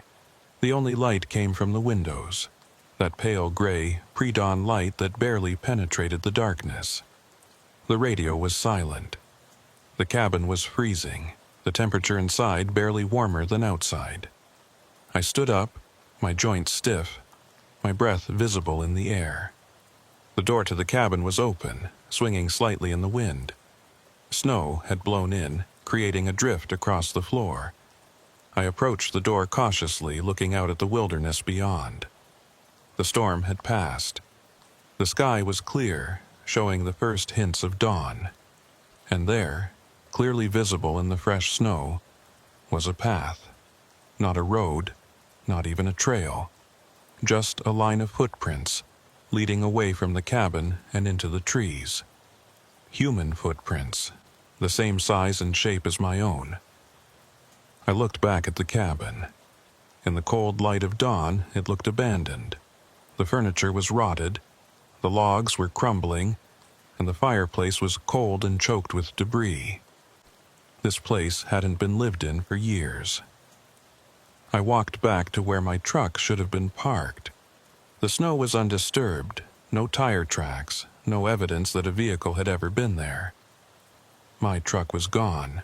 I stood there in the freezing dawn completely alone, staring at empty snow where my truck should have been. And then I heard it. The CB radio, crackling to life inside the cabin. Northbound. I walked back to the cabin slowly, each step deliberate, my mind trying to process what was happening. The radio was sitting on the counter, exactly where it had been the night before. But now, in the daylight, I could see it clearly. It was old, decades old, with vacuum tubes and analog dials, the kind of radio that shouldn't work anymore, that should be sitting in a museum or a junkyard. But it was working. The green light glowed steady, and the speaker crackled with static. I picked up the handset. "Who is this?" "Northbound. Follow the path." I looked out the window at the line of footprints leading into the trees. "Where does it go? Home?" I hung up the handset and looked around the cabin one more time. In the daylight, its true state was revealed. This place had been abandoned for decades. The furniture was covered in dust and mildew. The windows were cracked. The roof had holes where you could see the sky, but it had been warm last night. The fire had been burning. The man had been sitting right there in that chair, talking to me. Either I'd hallucinated the entire thing, or something had wanted me to see it, had wanted me to believe it was real. I grabbed my emergency pack from where I'd left it by the door and stepped outside. The cold hit me immediately, but it was manageable now. Maybe -40, which felt almost warm after the extreme temperatures of the night before. I started following the footprints. They led through the forest, winding between trees, avoiding obstacles with the certainty of someone who knew exactly where they were going. I followed them for maybe 20 minutes, my breath steaming in the air, my boots crunching through the snow. Then I heard it. The sound of engines, the distant rumble of traffic. I picked up my pace, pushing through a final line of trees and emerged onto a road. Not the side road I'd been on last night, but the main highway. The Klondike Highway, exactly where it should be. And sitting on the shoulder, maybe 50 meters away, was my truck. I ran to it, my hands shaking as I tried the door. It was unlocked. I climbed inside, and everything was exactly as I'd left it. The heater was running, the radio was on. The GPS showed my location at kilometer 198 on the Klondike Highway, approximately 70 kilometers north of where I'd been pushed off the road. I sat there, staring at the dashboard, trying to make sense of it. Had I driven here and not remembered? Had I been sleepwalking? Or had something else moved me, moved the truck while I was in that cabin? The CB crackled. Unit 47, this is Dawson Dispatch, do you copy? I grabbed the mic, my voice hoarse. This is 47, I copy. 47, we've been trying to reach you for hours. What's your status? I looked at the clock on the dashboard. It read 7:43 a.m. I'd entered the cabin around midnight. That meant I'd been gone for almost 8 hours, but it had felt like minutes. I'm north of Pelly Crossing, I said. Approximately kilometer 198. I had some issues last night. Radio went out. Copy that, 47. Are you able to continue to Dawson? I looked at the fuel gauge. Still 3/4 full. Looked at the temperature. -38 and rising as the sun came up. Looked at the road ahead, clear and empty. Affirmative, I said. Continuing to Dawson. ETA 3 hours. Copy, 47. Safe travels. I hung up the mic and put the truck in gear. I pulled onto the highway and started driving north, my hands steady on the wheel, my eyes on the road. I didn't look in the rearview mirror, didn't want to see if something was following me, didn't want to know if the forest behind me was empty or if shapes were moving between the trees. I just drove. The rest of the journey was uneventful. The sun rose higher, casting long shadows across the snow. The temperature climbed to a balmy -30. I passed other vehicles, southbound trucks heading back to Whitehorse, and I waved to them like everything was normal. I reached Dawson at 11:15 a.m. and delivered the load without incident. The receiving clerk checked me in, looked at the manifest, and signed off on everything. Rough trip? He asked, noting the ice buildup on my truck. You could say that, I replied. I called Margaret from the truck stop in Dawson, and she patched me through to the main office. Reed, what the hell happened out there? We lost contact with you for 8 hours. Radio problems, I said. Some kind of interference, couldn't get through. Reed, your GPS tracker shows you stopped at kilometer 145 for 6 hours. Just sitting there. We were about to send a search team. I looked at my logbook. According to my notes, I'd been moving the entire time. But if the GPS said I'd been stationary... I don't know what to tell you, I said. I kept driving. Maybe the tracker malfunctioned. She was quiet for a moment. Then, Reed, are you okay? Do you need some time off? I'm fine, I said, but I wasn't sure if I believed it. I stayed in Dawson for 2 days, sleeping in a motel, trying to convince myself that what had happened was explainable. Atmospheric interference, carbon monoxide exposure, exhaustion-induced hallucination. There were rational explanations for everything. But I couldn't explain the footprints, couldn't explain how my truck had moved 70 kilometers while I was in that cabin. Couldn't explain the man who'd been there and then wasn't. On the 3rd day, I loaded up for the return trip to Whitehorse. Different cargo, different schedule, but the same road. The Klondike Highway, stretching south through the wilderness. I made it as far as kilometer 198 before I saw it. The turnoff, the same one I'd taken 3 nights before. The same narrow side road leading into the forest. I slowed down, staring at it. In the daylight it looked innocuous. Just an old logging road, probably unused for years. Nothing unusual about it. But I could see the tracks, truck tracks, leading off the highway and disappearing into the trees. Fresh tracks made recently, made by a vehicle the same size as mine. I stopped on the shoulder, engine idling, staring at those tracks. Part of me wanted to follow them, to drive back to that cabin and demand answers, to find the man and make him explain what had happened. But a larger part, the part that had survived 16 winters in the north, told me to keep driving, to leave it alone, to never come back. I put the truck in gear and continued south. I didn't look back, didn't check the mirror. I just drove, keeping my eyes on the road, my hands on the wheel, my mind focused on getting home. I made it to Whitehorse without incident. Delivered the load, filed my reports, and collected my pay. And then I turned in my resignation. Margaret tried to talk me out of it. Said I was one of their best drivers, said I knew the roads better than anyone. But I was done. Done with the Klondike. Done with the darkness and the cold and the things that moved in the spaces between the trees. I moved south. Took a job running freight through British Columbia and Alberta. Warmer routes, busier highways, places where you're never more than an hour from civilization. Places where the darkness doesn't press so close, where the cold doesn't seep into your bones, where the voices on the radio are always human. But sometimes, late at night, when I'm driving through a particularly isolated stretch of highway, I'll hear it. Faint, barely audible over the static, but there. Northbound. And I'll check my mirrors, just to make sure nothing's following me, just to make sure I'm still on the road I think I'm on.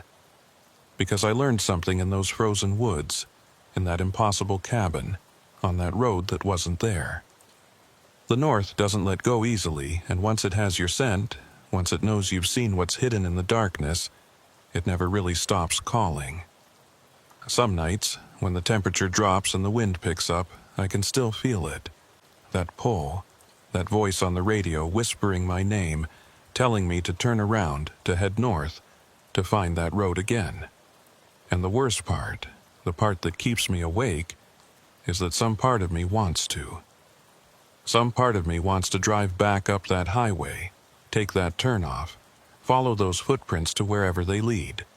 Because there are answers there, in that cabin, in that forest. Answers about what's really waiting in the darkness, about what happens to the people who never make it home. But I won't, because I know that if I go back, if I follow those voices one more time, I won't be coming home. I'll become like that man, sitting in that chair, staring at the fire, waiting for the next lost driver to stumble through the door. And that's the real horror of it. Not the voices, not the footprints, not the impossible cabin. It's knowing that I could have been him, that I almost was him. That the only thing that separates me from that fate is the choice I made to keep driving, to ignore the call, to leave those answers behind.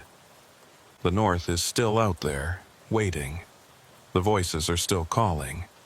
And somewhere on the Klondike Highway at kilometer 145 or 198 or some other random point that changes every time, there's a turnoff. And someone will take it. Someone always does.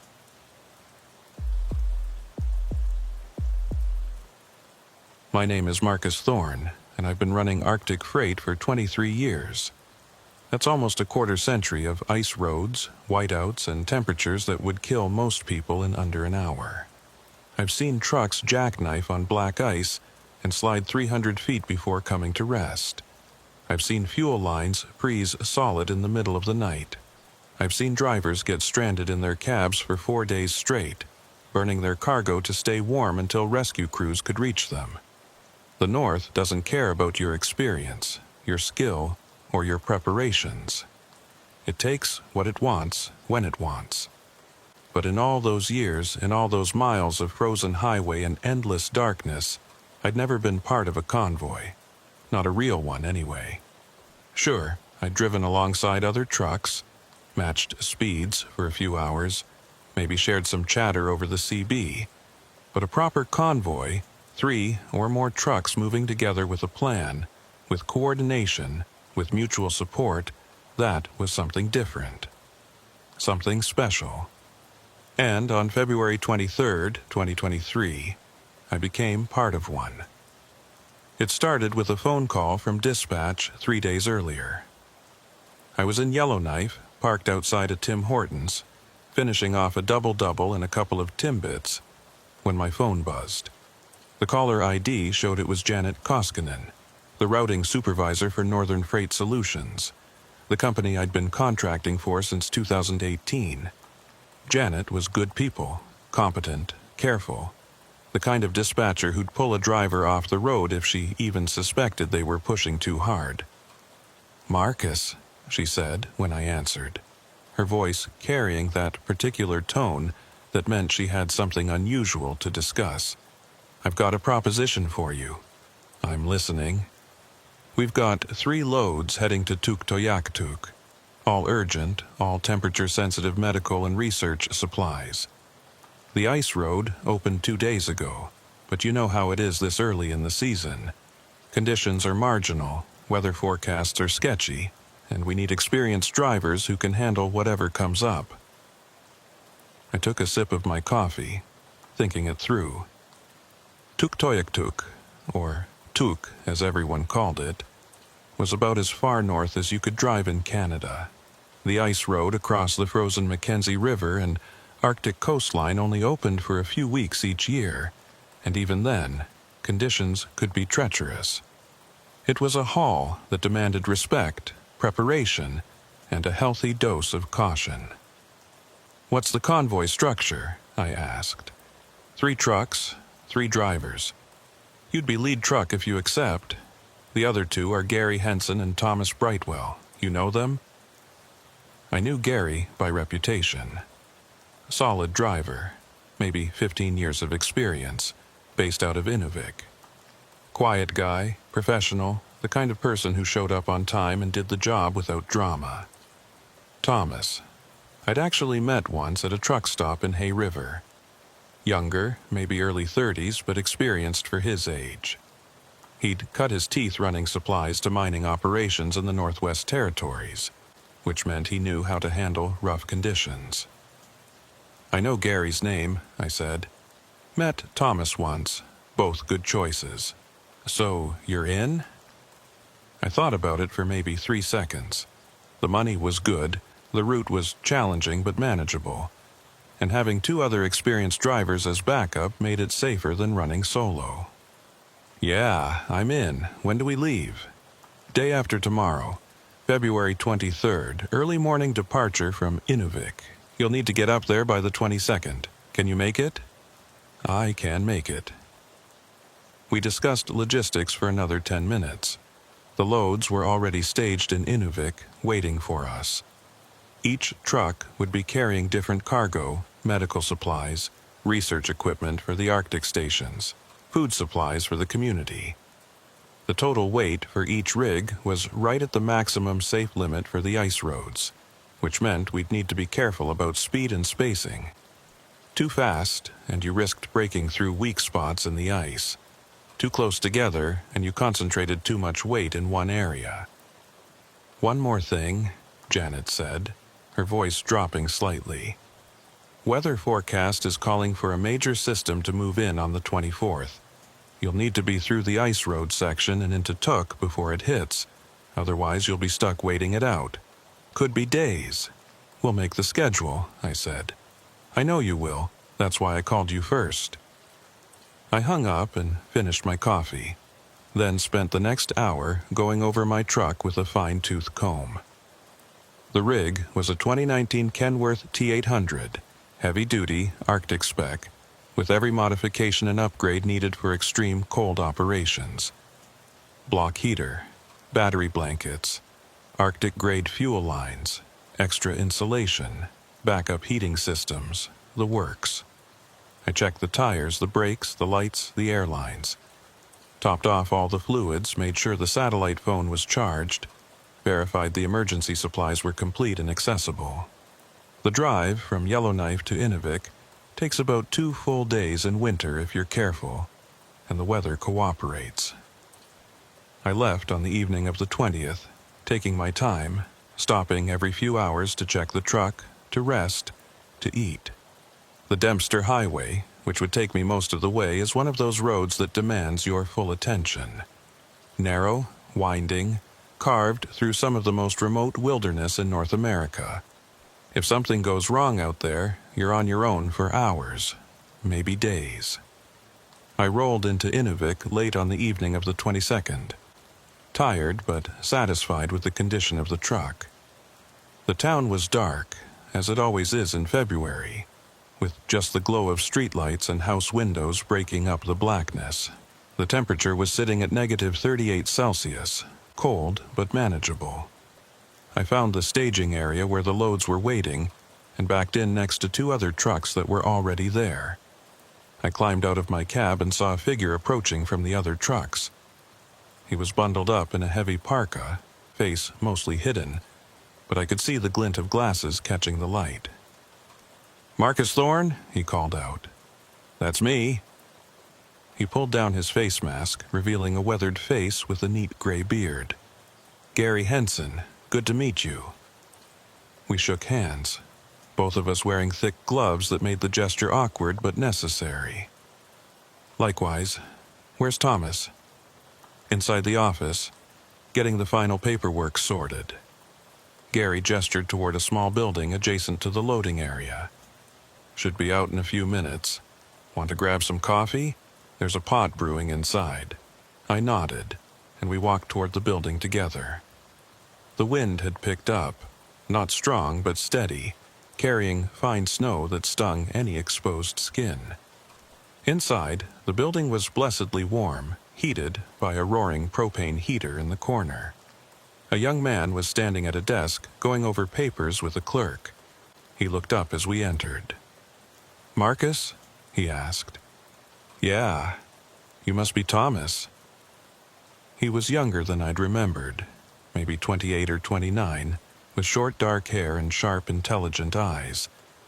He stuck out his hand and we shook. "Good to meet you properly. I think we crossed paths once in Hay River?" "About 2 years ago," I confirmed. "You were hauling mining equipment." "Still am, most of the time. This is my first run to Tuk, though. Been looking forward to it." Gary poured 3 cups of coffee from the industrial-sized pot sitting on a folding table, and we gathered around a map that the clerk had spread out on the desk. It showed our route from Inuvik to Tuktoyaktuk, about 150 kilometers if you went by the winter ice road. The summer route was longer, following the coast, but in February the ice road was the only option.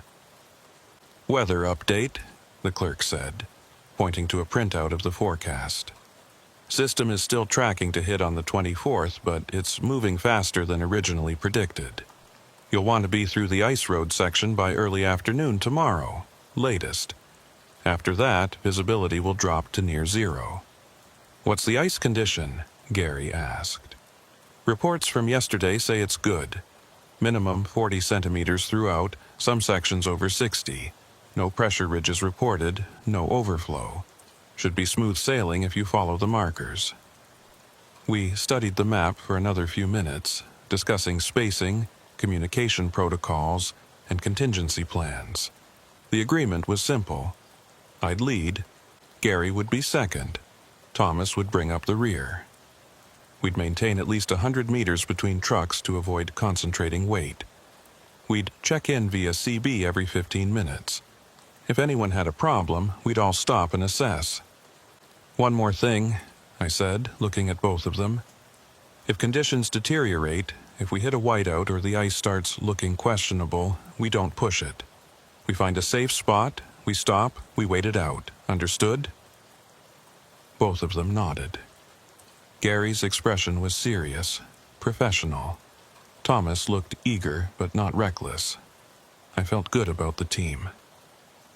We finished our coffee and headed back out into the cold. The loads were already staged, tarped and secured, waiting to be coupled to our tractors. I spent the next hour doing a thorough inspection of my trailer, checking every strap, every seal, every connection point. Gary and Thomas were doing the same with their loads. By the time we finished, it was past midnight. Get some sleep, I told them. We roll out at 0600. Weather window is tight and I want to be on the ice by 0700. They both agreed, and we dispersed to our respective cabs. I climbed into mine, set my alarm, and tried to sleep. But sleep came slowly. My mind kept running through scenarios, contingencies, potential problems. It's a habit I've developed over the years. Before every major run, I mentally rehearse everything that could go wrong and how I'd handle it. Flat tire, engine failure, ice breakthrough, whiteout, medical emergency. I run through each scenario until I feel prepared, until my subconscious has mapped out responses. Eventually, exhaustion won and I drifted off. But even in sleep, part of my brain was still working, still preparing, still aware that in a few hours we'd be heading into one of the most unforgiving environments on the planet. The alarm went off at 0530. I woke instantly, a skill learned from decades of early mornings and tight schedules. The cab was cold, the heater having cycled down during the night, and I could see frost forming on the inside of the windows. I fired up the engine, let it warm for a few minutes, then climbed out to do a pre-departure walk-around. The temperature had dropped overnight. My dashboard thermometer was reading -43 and the air had that particular quality of extreme cold, where every breath burned your lungs and the slightest exposure of skin brought instant pain. I moved quickly, checking lights, tires, connections, making sure everything was road-ready. Gary and Thomas emerged from their cabs at almost the same moment, and we gathered near my truck for a final briefing. The sky was still completely dark, as it would be for several more hours, and would remain mostly dark even at midday. The stars overhead were brilliant, sharp points of light in the crystal-clear air that comes with extreme cold. "Everyone ready?" I asked. Both nodded. Gary looked calm, methodical. Thomas had a hint of nervousness in his eyes, but also determination. Good signs. "Radio check," I said, and we all climbed back into our cabs. I keyed the CB. "This is lead truck, Unit 1. Radio check." "Unit 2. Reading you 5x5. Gary's voice came through clearly. "Unit 3, loud and clear," Thomas confirmed. "Good. We maintain Channel 9 for convoy communication. If we need to reach outside help, we switch to emergency Channel 16. Everyone keep your radios on, volume up. We check in every 15 minutes, even if nothing's happening. If I stop, you stop. If anyone has a problem, call it out immediately. Questions?" "Negative, lead," Gary said. "All good here," Thomas added. "All right then, let's roll." I put the truck in gear and pulled out of the staging area, heading north toward the ice road. In my mirrors, I could see the lights of Gary's truck falling into position behind me, and a few seconds later, Thomas's lights appeared behind Gary. 3 trucks moving in formation through the Arctic darkness. The road out of Inuvik was paved and well-maintained, but within 10 kilometers we transitioned to gravel, and then to the marked ice road. The transition was gradual, the solid ground giving way to the frozen surface of the Mackenzie River Delta. The ice road markers were visible in my headlights, tall wooden stakes with reflective tape, placed every 50 meters to guide drivers along the safe route. "Lead truck to convoy," I said into the CB. "We're on the ice. Reduce speed to 40 kilometers per hour. Maintain spacing." "Unit 2, copy." Gary acknowledged. Unit 3, copy, Thomas echoed. The ice beneath my tires felt solid. The surface, hard-packed snow over thick ice. I could feel the subtle shift in the way the truck moved. The slight give that comes from driving on a frozen surface rather than solid ground. But it wasn't concerning. This was normal, expected. The ice road had been open for 2 days, which meant it had been tested, verified, cleared for use. We drove in silence for the first 30 minutes, all of us focused on the road, on the spacing, on the conditions. The darkness was absolute beyond my headlights, a wall of black that pressed in from all sides. The only sound was the rumble of the engine and the crunch of tires on snow. Then, at 0645, I made my first radio check. Lead truck to convoy, status report. Unit 2, all good. Ice feels solid, visibility clear, Gary responded. Unit 3, no issues, running smooth, Thomas added. Copy that. Maintain speed and spacing, next check at 0700. We continued north. The ice road markers kept appearing in my headlights, regular as metronomes guiding us across the frozen landscape. To my left and right, I could see nothing but darkness, but I knew what was out there. Vast expanses of frozen delta, dotted with islands of willow and spruce, broken by channels and overflow areas where the ice could be thin or non-existent. The markers defined the safe path, the route that had been surveyed and tested to ensure it could support the weight of heavy trucks. At 0700, I made another check. Everyone was still good. The temperature was holding steady at -43, no wind yet, which was fortunate. Wind can make extreme cold exponentially more dangerous, driving the wind chill down to life-threatening levels and creating whiteout conditions even when there's no fresh snow falling. We'd been on the ice for almost an hour when I saw something that made me slow down. Ahead, maybe 200 meters, there was a dark patch on the surface. In the Arctic, dark patches on ice can mean several things. It could be overflow, where water has seeped up through cracks and frozen on the surface, creating a rough, dangerous texture. It could be thin ice, where the darker color indicates less snow cover and potentially weaker structure. Or it could be nothing, just a shadow or a trick of the light. I keyed the radio. Lead truck to convoy, slowing down to investigate potential hazard ahead. Maintain distance. Unit 2, copy, slowing down, Gary responded. Unit 3, understood, dropping back, Thomas said. I brought my speed down to about 20 kilometers per hour, watching the dark patch carefully as I approached. When I got closer, I could see what it was, a section where someone had plowed through drifted snow, exposing the darker ice beneath. Not a hazard, just a cosmetic difference, but I was glad I'd checked. Lead truck to convoy, false alarm, just exposed ice, no overflow, resuming normal speed. Unit 2, copy. Unit 3, understood. We continued on.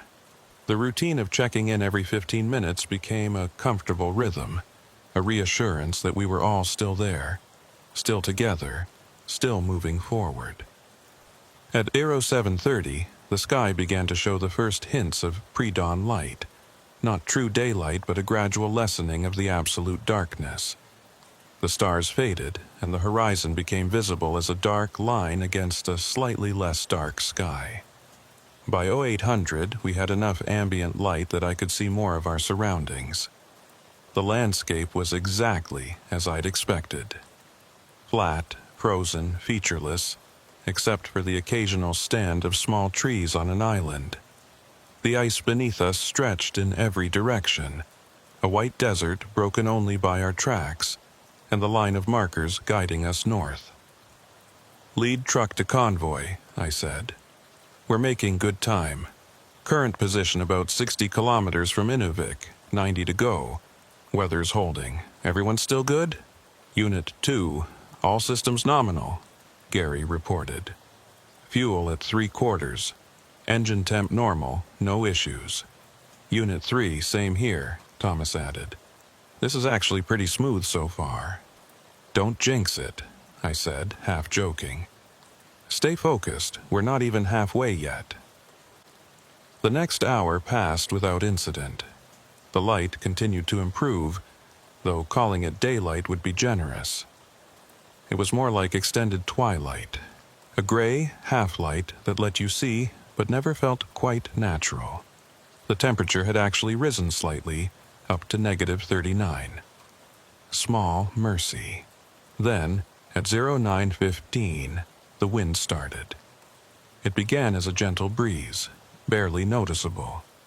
But within 10 minutes, it had built into a steady wind, maybe 30 kilometers per hour, blowing from the northwest. Fine snow began to lift off the ice surface, swirling in front of my headlights like smoke. I checked the forecast printout I'd taped to my dashboard.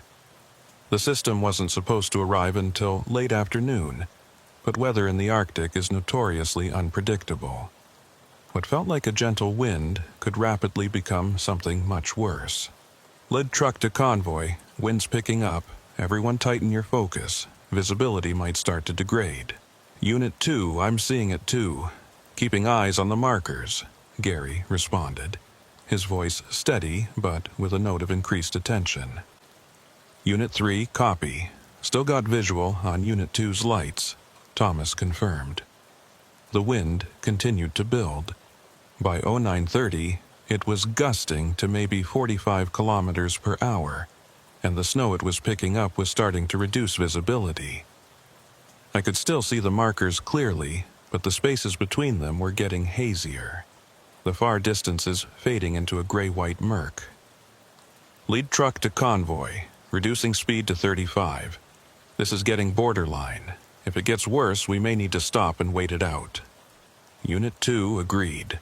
Better safe than sorry, Gary said. Unit 3, I'm okay to continue as long as we can see the markers, Thomas added. But I defer to your judgment. I kept driving, my hands tight on the wheel, my eyes constantly scanning. The markers kept appearing one after another, guiding us forward. The wind was loud now, howling around the cab, buffeting the truck enough that I had to make constant small corrections to stay on track. Then, at Aero 9:45, Gary's voice came through the CB, and there was tension in it. Lead truck, this is Unit 2. I'm seeing something weird with my rear trailer tires. Might be losing pressure on the right side. I checked my mirrors. Gary's truck was still visible, maybe 120 meters back, but I couldn't make out details. Can you tell if it's actually flat or just feels off? Hard to say. Steering feels normal, but there's a vibration that wasn't there before. I think I need to stop and check. I scanned ahead, looking for a good place to pull over. The ice road was marked, but there wasn't really a shoulder. If we stopped, we'd just be sitting on the main track, which wasn't ideal, but also wasn't dangerous as long as we had our hazards on and nobody else was coming. All right, I'm pulling over. Let's do a quick inspection. Thomas, you stay back about 50 meters. Keep your hazards on. Gary, once I stop, you stop behind me. We'll all dismount and take a look. Unit 2, copy. Unit 3, understood. Dropping back now. I slowed down gradually, watching for a section of ice that looked particularly solid and flat, and brought the truck to a stop. In my mirrors, I saw Gary's lights getting closer, and beyond them, Thomas's lights maintaining distance. The wind was shrieking now, and the snow it was carrying had reduced visibility to maybe 50 meters. I grabbed my parka and gloves, double-checked that I had my flashlight, and opened the door. The cold and wind hit me like a physical force, stealing my breath. I climbed down and made my way back toward Gary's truck, leaning into the wind, my boots crunching on the hard-packed snow. Gary was already out of his cab, moving toward his trailer. Thomas had stayed in his truck, as instructed, but I could see him watching us through his windshield. "Which side?" I shouted over the wind. "Rear axle, right side," Gary shouted back. We made our way around the trailer, and Gary shined his flashlight on the tires. I could see it immediately. The outermost tire on the right rear axle was noticeably lower than the others. Not completely flat, but definitely losing pressure. "Probably picked up something," Gary said, his voice muffled by his face mask. "Piece of ice, maybe, or a chunk of frozen debris. Punctured it slowly. Can you change it?" He looked at the tire, then at the conditions around us. The wind was getting stronger, the visibility worse. Changing a heavy truck tire in these conditions would take at least an hour, maybe more, and would expose us to extreme cold the entire time. "I can," he said slowly, "but I'd rather not do it here if we can avoid it." "How far to the next checkpoint?" I pulled out my GPS unit, which I'd been keeping in my interior pocket to keep it warm. The screen took a moment to refresh in the cold, then showed our position. About 40 kilometers to the first community on the far side of the delta. Small place, but they'll have shelter and maybe tools if we need them. Gary looked at the tire again, then back at me. "I think it'll hold for 40 kilometers. It's not completely flat, and we're not carrying maximum weight. If I keep my speed down and don't hit any rough patches, should be fine." I wasn't thrilled with the plan, but the alternatives were worse. Changing the tire here meant exposing ourselves to extreme cold for an extended period in deteriorating conditions. Trying to turn back meant adding another 60 kilometers to the trip. Moving forward was the least bad option. "All right," I said. "But we drop speed to 25 and you watch that tire constantly. First sign it's getting worse, we stop immediately and reassess." Agreed. We climbed back into our respective cabs. I keyed the CB. "Lead truck to convoy. Gary's got a slow leak in a rear tire. We're proceeding to the next community at reduced speed. Thomas, you drop back to 200 meters. If that tire blows, I don't want you caught in debris." "Unit 3, copy. Increasing distance now," Thomas responded. We got moving again, much slower now, and the wind continued to build. The conditions were officially deteriorating from uncomfortable to concerning. The snow being blown across the ice was creating a ground blizzard effect where you couldn't see the surface beneath you and the horizon disappeared entirely. I was navigating almost entirely by the markers, watching for each one to appear in my headlights, confirming we were still on the safe route. At 10:15, I made another radio check. Gary reported the tire was holding but losing pressure slowly. Thomas said he was fine, but visibility was getting bad. I agreed. This was approaching whiteout conditions, and we still had 30 kilometers to go. "Lead truck to convoy. If this gets any worse, we stop. I don't care if we're 10 kilometers from shelter. We're not driving blind." "Unit 2 agreed," Gary said. "Unit 3, I trust your call," Thomas added. We pushed on. Each kilometer felt like 10. The wind was a constant roar, and the truck was being buffeted hard enough that I was making continuous steering corrections. The markers kept appearing, thank God, steady and reliable. The only fixed points in a world that had become nothing but gray and white and howling wind. Then, at 10:45, something changed. The markers stopped. I slowed to a crawl, scanning ahead, looking for the next one. Nothing, just unbroken white. I checked my GPS. According to the coordinates, I was still on the ice road route. The markers should be there. It should be there. "Lead truck to convoy. I've lost visual on the markers, stopping to assess." "Unit 2, I can still see the last marker behind us," Gary said. "It's about 70 meters back." I put the truck in park and sat there, trying to understand what had happened. Markers don't just disappear. Either they'd been knocked down by wind, buried by drifting snow, or I'd somehow drifted off the marked route. But my GPS said I was where I was supposed to be. "I'm going out to look around," I said. "Stay in your trucks. I'll report back in 5 minutes. I climbed out into the maelstrom. The wind nearly knocked me over, and the blowing snow was so thick I could barely see my own truck. I walked forward slowly, sweeping my flashlight back and forth, looking for any sign of a marker. 30 meters ahead of my truck, I found one. But it was lying on the ice, the wooden stake broken off at the base. I kept walking, found another one 20 meters further, also down. And another. Something had knocked down at least 3 markers in a row. I made my way back to the truck, fighting the wind every step. Once inside, I keyed the CB, found the problem. Multiple markers are down, probably from the wind, but I found them, so we know we're still on the right track. I'm going to navigate by GPS for the next few kilometers until we pick up the marker line again. Unit 2, copy. I'll follow your tracks, Gary said. Unit 3, same here, Thomas confirmed. I put the truck back in gear and started forward, watching the GPS closely, cross-referencing with the map coordinates I'd memorized. The route should continue northwest for another 15 kilometers, then swing slightly west toward the community. We drove for 20 minutes, painfully slow, the visibility getting worse if that was even possible. Then, just when I was starting to think we'd have to stop and wait it out, the wind began to ease.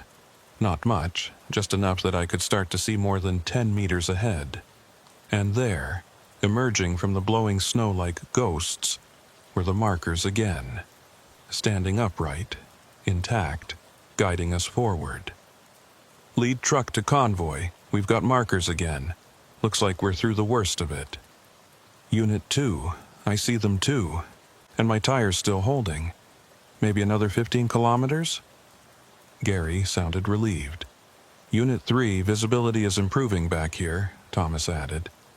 I can actually see Unit 2's taillights now. We continued on, and Gary was right. The wind began to die down, and the snow stopped blowing.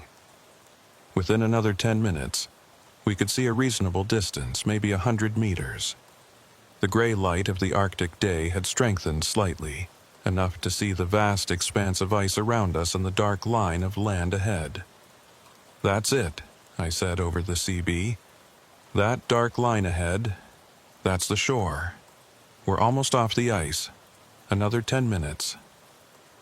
We covered the last few kilometers without incident, and right at 11:30, my tires transitioned from ice to solid ground. The relief was immediate and profound. We'd made it across. The worst was behind us. Lead truck to convoy. We're off the ice. Gary, there's a pullout about 2 clicks ahead where we can stop safely and deal with that tire. Everyone doing okay? Unit 2, yeah, I'm good. That tire's still holding, but it's definitely flat now. Going to need the spare. Unit 3, I'm fine. Actually feeling pretty good about that crossing, Thomas said, and I could hear the smile in his voice. Good work, everyone. Let's get that tire changed and grab some food. We've earned it. We pulled into the small community, which consisted of maybe 24 buildings clustered around a central area. There was a community hall, a small store, and a maintenance shed. A few people were visible, bundled up against the cold, watching our convoy with interest. 3 big trucks showing up was probably the most exciting thing that had happened all week. I backed my truck into a cleared area and climbed out. The wind was much lighter here, blocked by the buildings and the terrain, and the temperature felt almost balmy in comparison. Still, -35 or so, but after what we'd just been through, it felt downright comfortable. Gary was already jacking up his truck, and Thomas had climbed down to help. I walked over, and together we got the damaged tire off and the spare on. It took about 40 minutes, all of us working together, and by the end of it we were cold but satisfied. That could have been a lot worse, Gary said, checking the lug nuts one final time. If that had blown while we were on the ice in that wind, he didn't need to finish the sentence. We all knew what could have happened. We went into the community hall, which doubled as a small cafe, and ordered coffee and sandwiches. The woman running the place, an Inuvialuit woman named Sarah, was friendly and talkative. "You boys heading to Tuk?" she asked.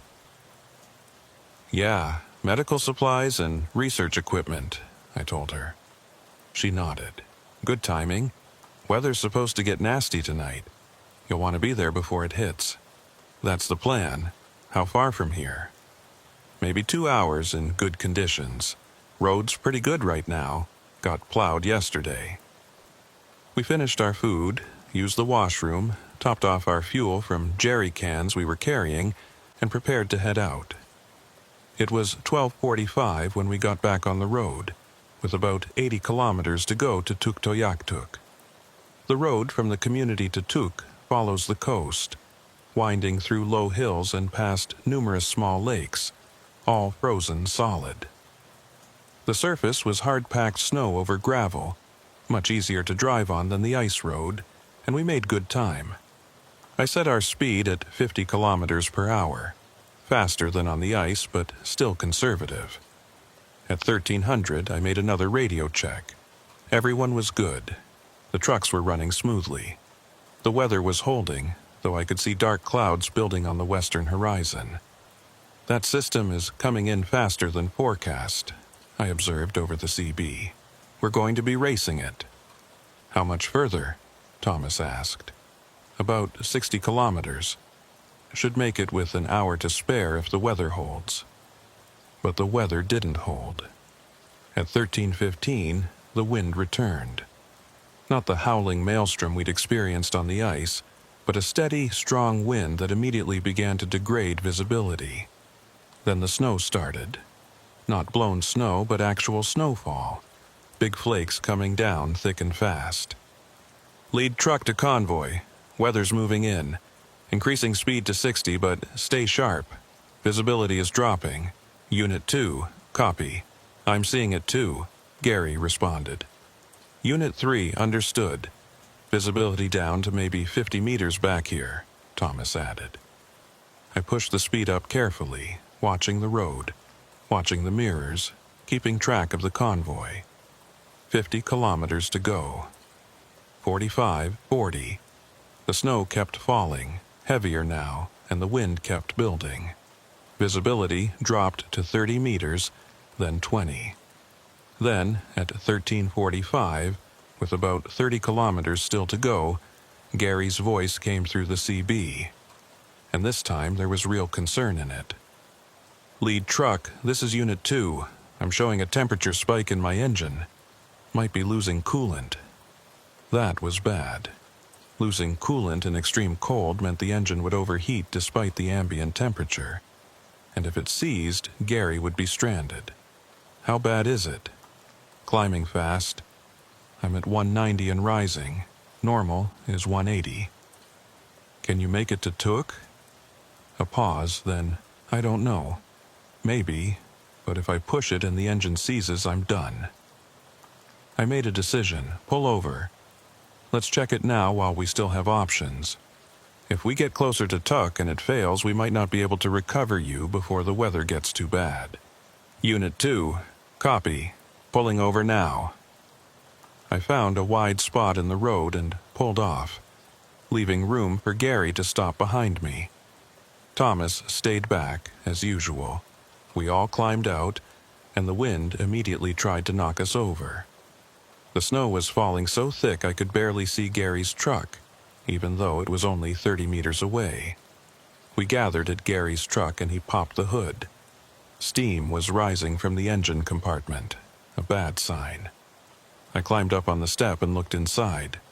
There was coolant everywhere, sprayed across the engine block and dripping onto the ground where it froze instantly.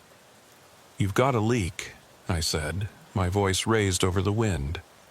"Looks like a hose. Maybe a clamp failed." Gary climbed up next to me and assessed the damage. "That's the upper radiator hose. I've got a spare, but it's going to take time to replace in these conditions." "How much time?" "Maybe an hour, maybe more."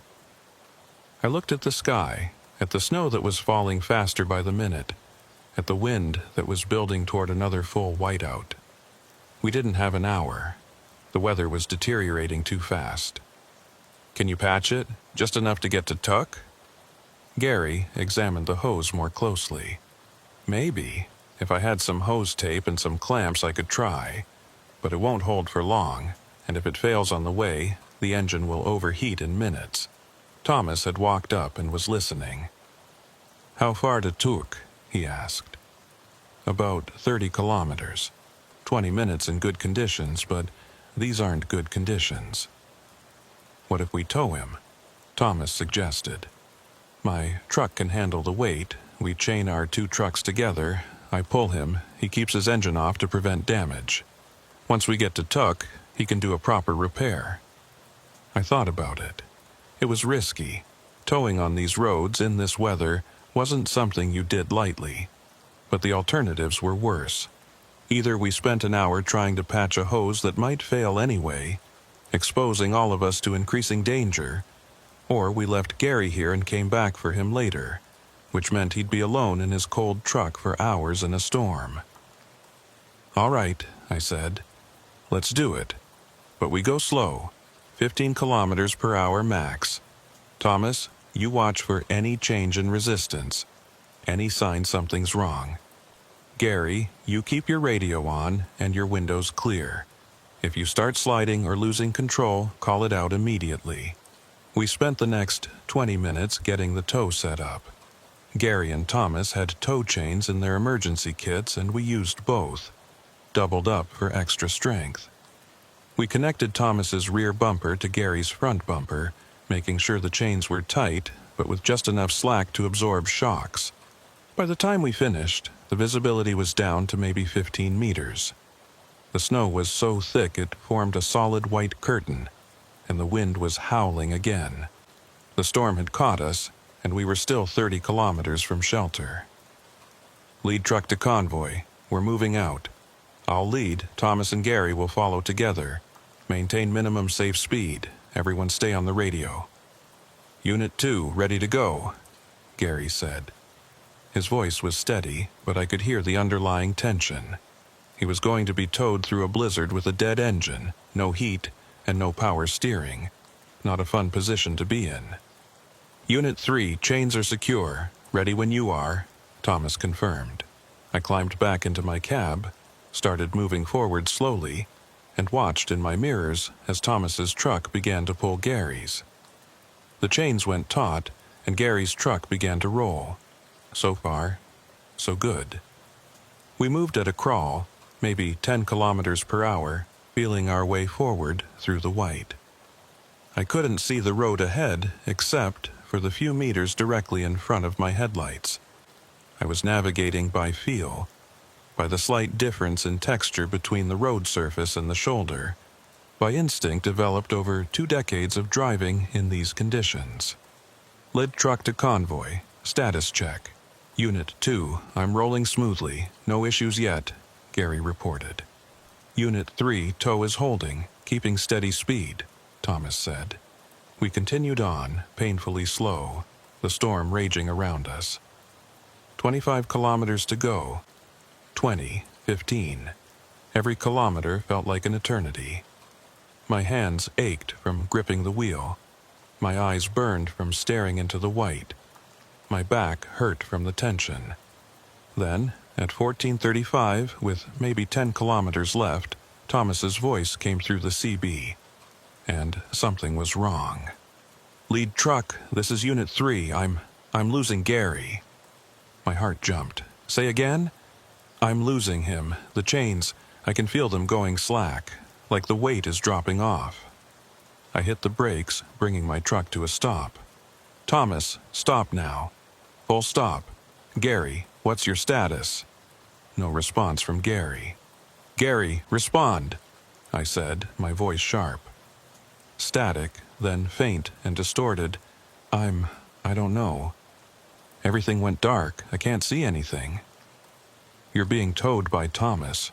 You should be right behind him." "I know, but there's nothing there. No truck, no chains. Just white." I stared at my radio, trying to process what I was hearing.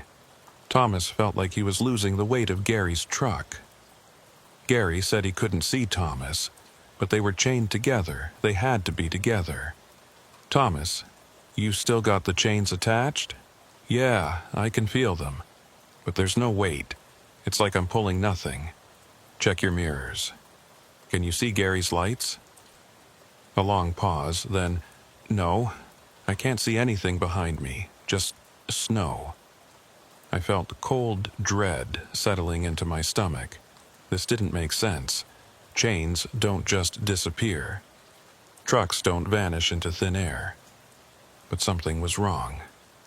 Something was very wrong. Gary, I need you to give me a long horn blast. 3 seconds. Thomas, tell me if you hear it.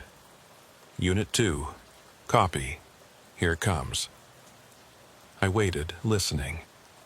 Through my own windows, even over the storm, I heard it faintly. Gary's horn. Distant but audible. Thomas, did you hear that? Negative, I didn't hear anything. That was impossible. If Gary was behind Thomas, less than 10 meters away, Thomas would hear that horn easily, but he hadn't heard it. Gary, where are you? Look around. Tell me what you see. Just snow. And, wait, I think I see lights. Not truck lights, something else. Multiple lights spread out like buildings? Buildings? What kind of buildings? I don't know. They're behind me. I thought I was facing forward, but now I'm not sure. Everything's turned around. I grabbed my door handle, about to climb out and walk back to see what was happening, but then I stopped. Something in my gut told me that would be a mistake. That if I got out of my truck in this storm, in these conditions, I might not find my way back. Thomas, I want you to slowly reel in those chains. Pull them in hand over hand. Tell me what you find. Copy, starting now. I waited, listening to the wind howl, watching the snow pile up on my windshield. Seconds ticked by. Then Thomas's voice came back, and it was shaking. They're not attached to anything. The chains just end. The hooks are still closed, still locked, but there's nothing in them. Like the truck just came unhooked and disappeared. That's not possible, I said. But even as I said it, I knew we were beyond what was possible or impossible. Gary, are you still there? I asked. Static. Then, yeah, I'm here. But I don't know where here is. Those lights are getting brighter. They look like a community, buildings, lights and windows. Should I drive toward them? No, I said immediately. Don't move. Stay right where you are. We're coming to get you. How? You don't know where I am. He was right. I didn't know. But I also knew that letting him drive toward those lights, whatever they were, would be a mistake. Every instinct I had was screaming that. Gary, turn on your hazards, all your lights. Make yourself as visible as possible. Thomas, you stay right where you are. I'm going to come back, and we're going to figure this out. Copy, Thomas said. Unit 2, copy, Gary said. But his voice was getting fainter, more distant. I put my truck in park and grabbed my flashlight and emergency radio. I climbed out into the storm and immediately regretted it. The wind was ferocious, the snow blinding. I could barely see my own truck, and Thomas's was just a vague glow, maybe 20 meters behind me. I fought my way back to Thomas's truck and climbed up to his window. He rolled it down, and I could see the fear in his eyes. The chains are really not connected to anything? I shouted over the wind. He held up the end of the chain, showing me the hook. It was closed, locked in position, but empty. I don't understand how this happened. I felt him back there. I felt the weight, and then it just vanished. And you can't hear him on the radio? I hear him, but he sounds far away. Like he's on a different channel, even though we're all on the same frequency. I grabbed my own radio and keyed it. "Gary, this is Marcus. I need you to describe exactly what you see. Every detail." There was a delay, longer than there should have been, and then his voice came through faint and crackling. I'm in my truck. I can see the dashboard, the windshield. Outside, it's snowing, but lighter than before. I can see those buildings ahead, maybe 200 meters. They look real. There's smoke coming from chimneys. I can see movement in the windows. What about the road? Can you see the road? No, there's no road. I'm sitting on ice, I think, flat white in all directions except for those buildings. My mind raced, trying to understand. We'd been on solid ground, not ice. The community of Tuktoyaktuk was still 10 kilometers ahead. There shouldn't be any buildings where Gary was describing. "Gary, I need you to check your GPS. Tell me your coordinates." Another delay. Then, "GPS isn't working. It says no signal." "What about your compass?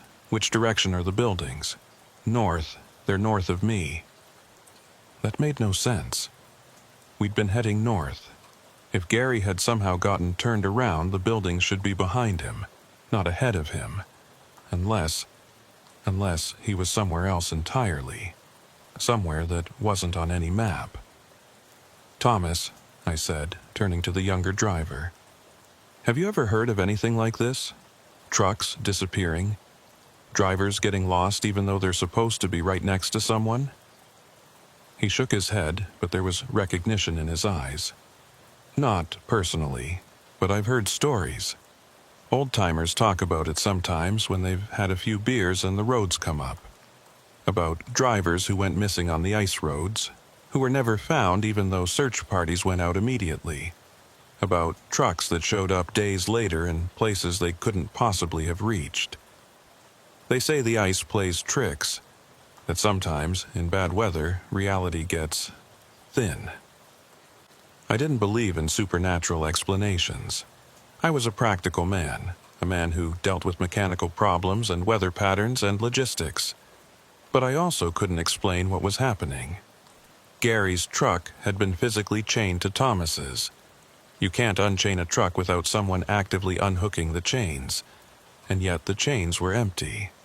"Gary," I said into the radio, "I need you to trust me. Don't drive toward those buildings. Don't get out of your truck. Just stay put. Keep your engine running. Keep warm. We're going to find you." "How?" His voice was getting even fainter now, like he was moving away despite being stationary. "I don't know yet, but we will. Just stay put." "Marcus, those lights, they're beautiful. They're calling to me. Maybe someone there can help." "Gary, no, listen to me. Do not go to those buildings." But even as I said it, I could hear the doubt in my own voice. What if those were real buildings? What if there was a community there that could help him? What if I was wrong? "I'm going to go check," Gary said. "Just get close enough to see, to confirm someone's there." "Gary, don't..." The radio went dead. Complete silence except for the carrier wave hiss. "Gary! Gary, respond!" I shouted into the mic, but there was nothing. Just empty static. I looked at Thomas.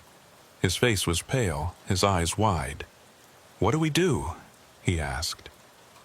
I stood there in the screaming wind, holding a radio that had gone silent, staring at a young driver who was looking to me for answers I didn't have. And I realized that I'd been wrong. I'd thought the hardest part of this journey would be the ice roads, the weather, the mechanical challenges. But I'd been wrong. The hardest part was this: losing someone, not knowing where they were or how to find them. Hearing their voice fade away into static and silence. "We get to Tuktoyaktuk," I said finally. "We report what happened. We get search and rescue involved, and we don't stop looking until we find him. But there's nothing we can do out here, Thomas. We can't see anything. We don't know where he is. If we wander out into that storm looking for him, we'll just get lost too.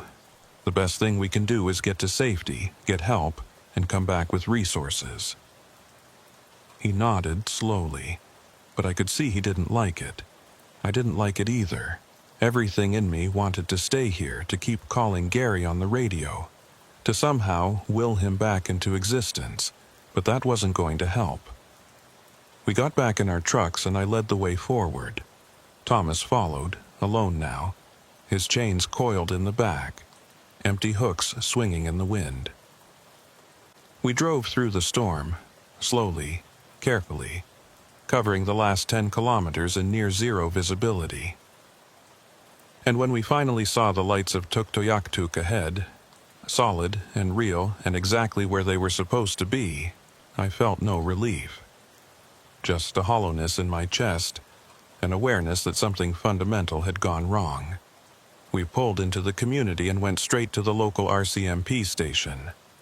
I reported everything to the constable on duty, a young man who listened with increasing skepticism as I described what had happened.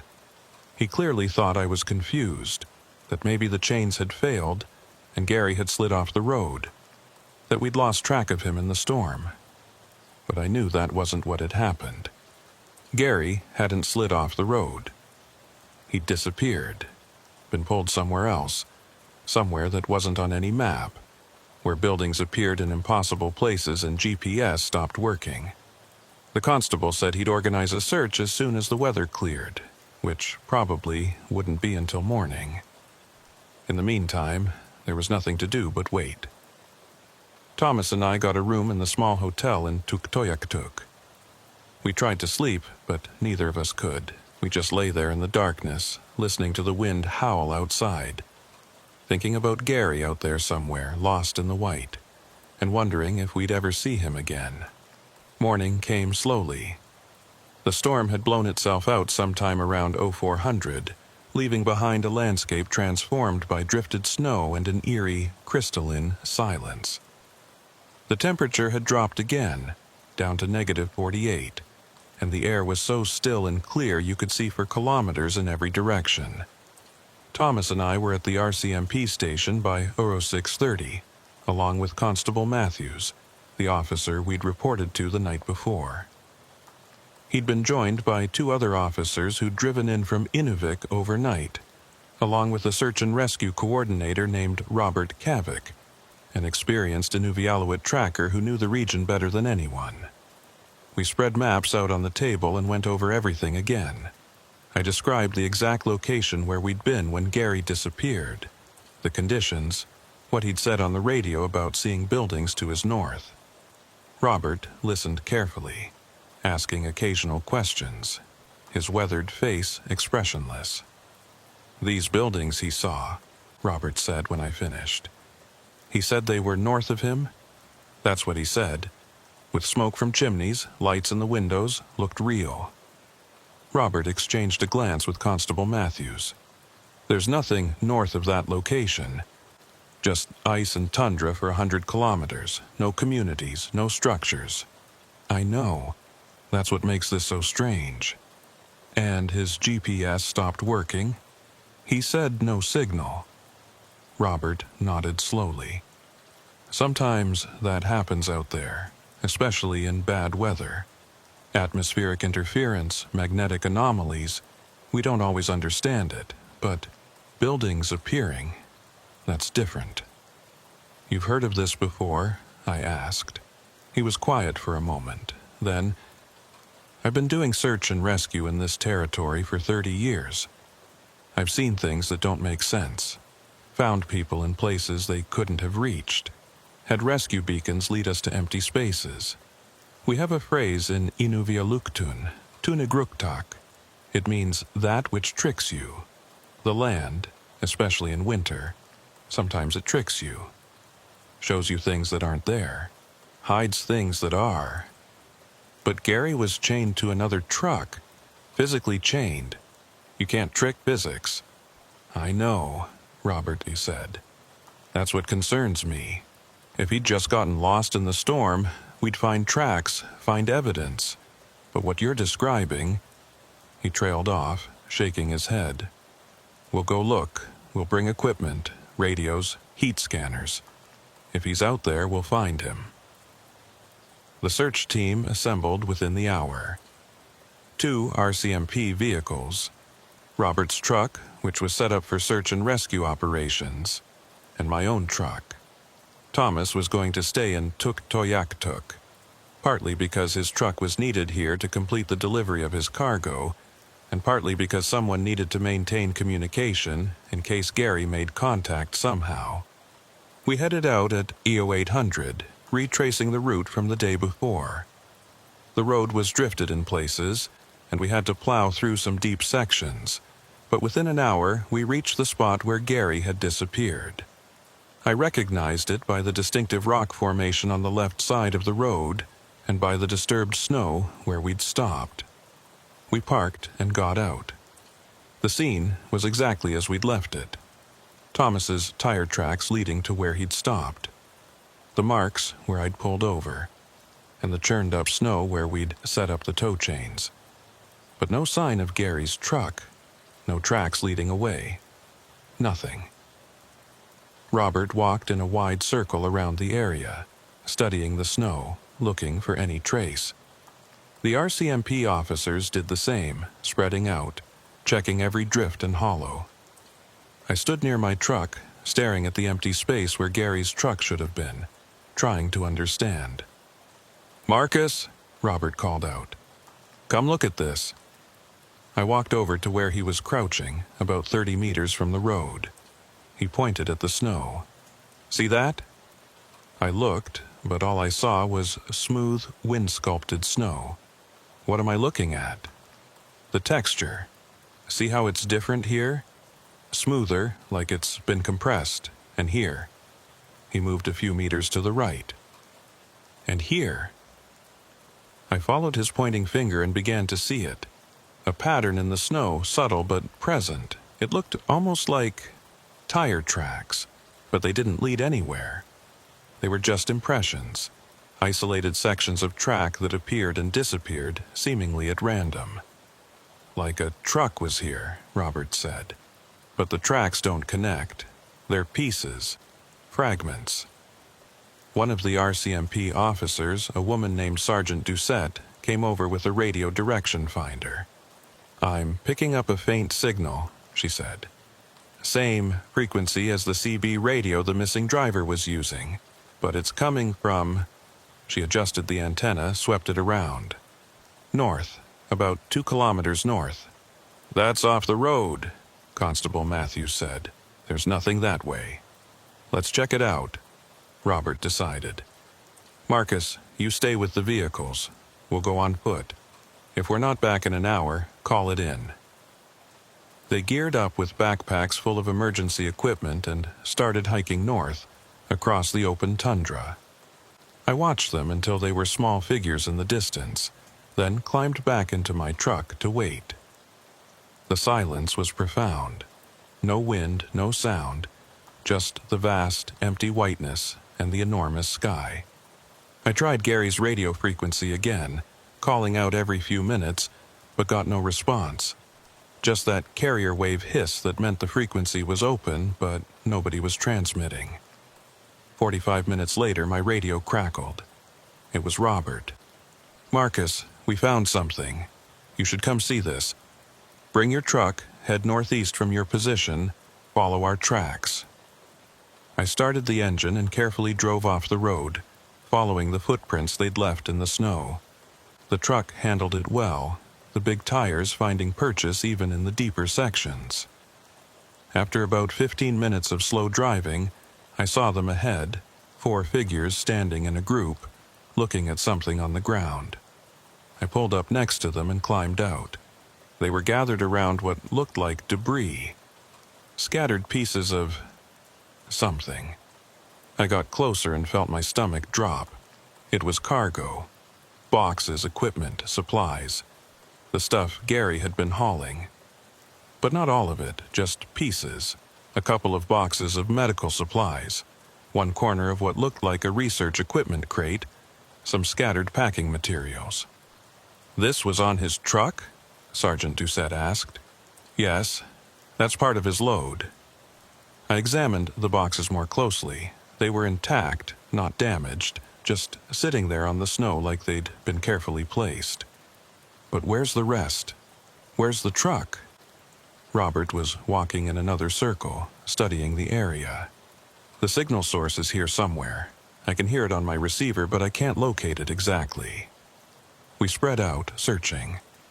The sun was higher now, that weak February sun that provided light but little warmth, and in the clear air we could see far in every direction. Just empty tundra, rolling gently toward the horizon. Then Constable Matthews called out, "Over here! I found something!" We hurried to where he was standing, looking down at the snow. There was something sticking up through the surface, something dark and metallic. Robert brushed away snow, revealing more of it. It was an antenna, a CB radio antenna. We dug faster, clearing snow away, and within a few minutes had uncovered the entire roof of a truck cab. Gary's truck. But it was buried, completely buried, under at least a meter of snow, sitting on the ice-covered tundra. How? I asked, staring at it. How did it get here, and how did it get buried so fast? This snow just fell last night. I don't know, Robert said, but his face was grim. Let's get it uncovered, carefully.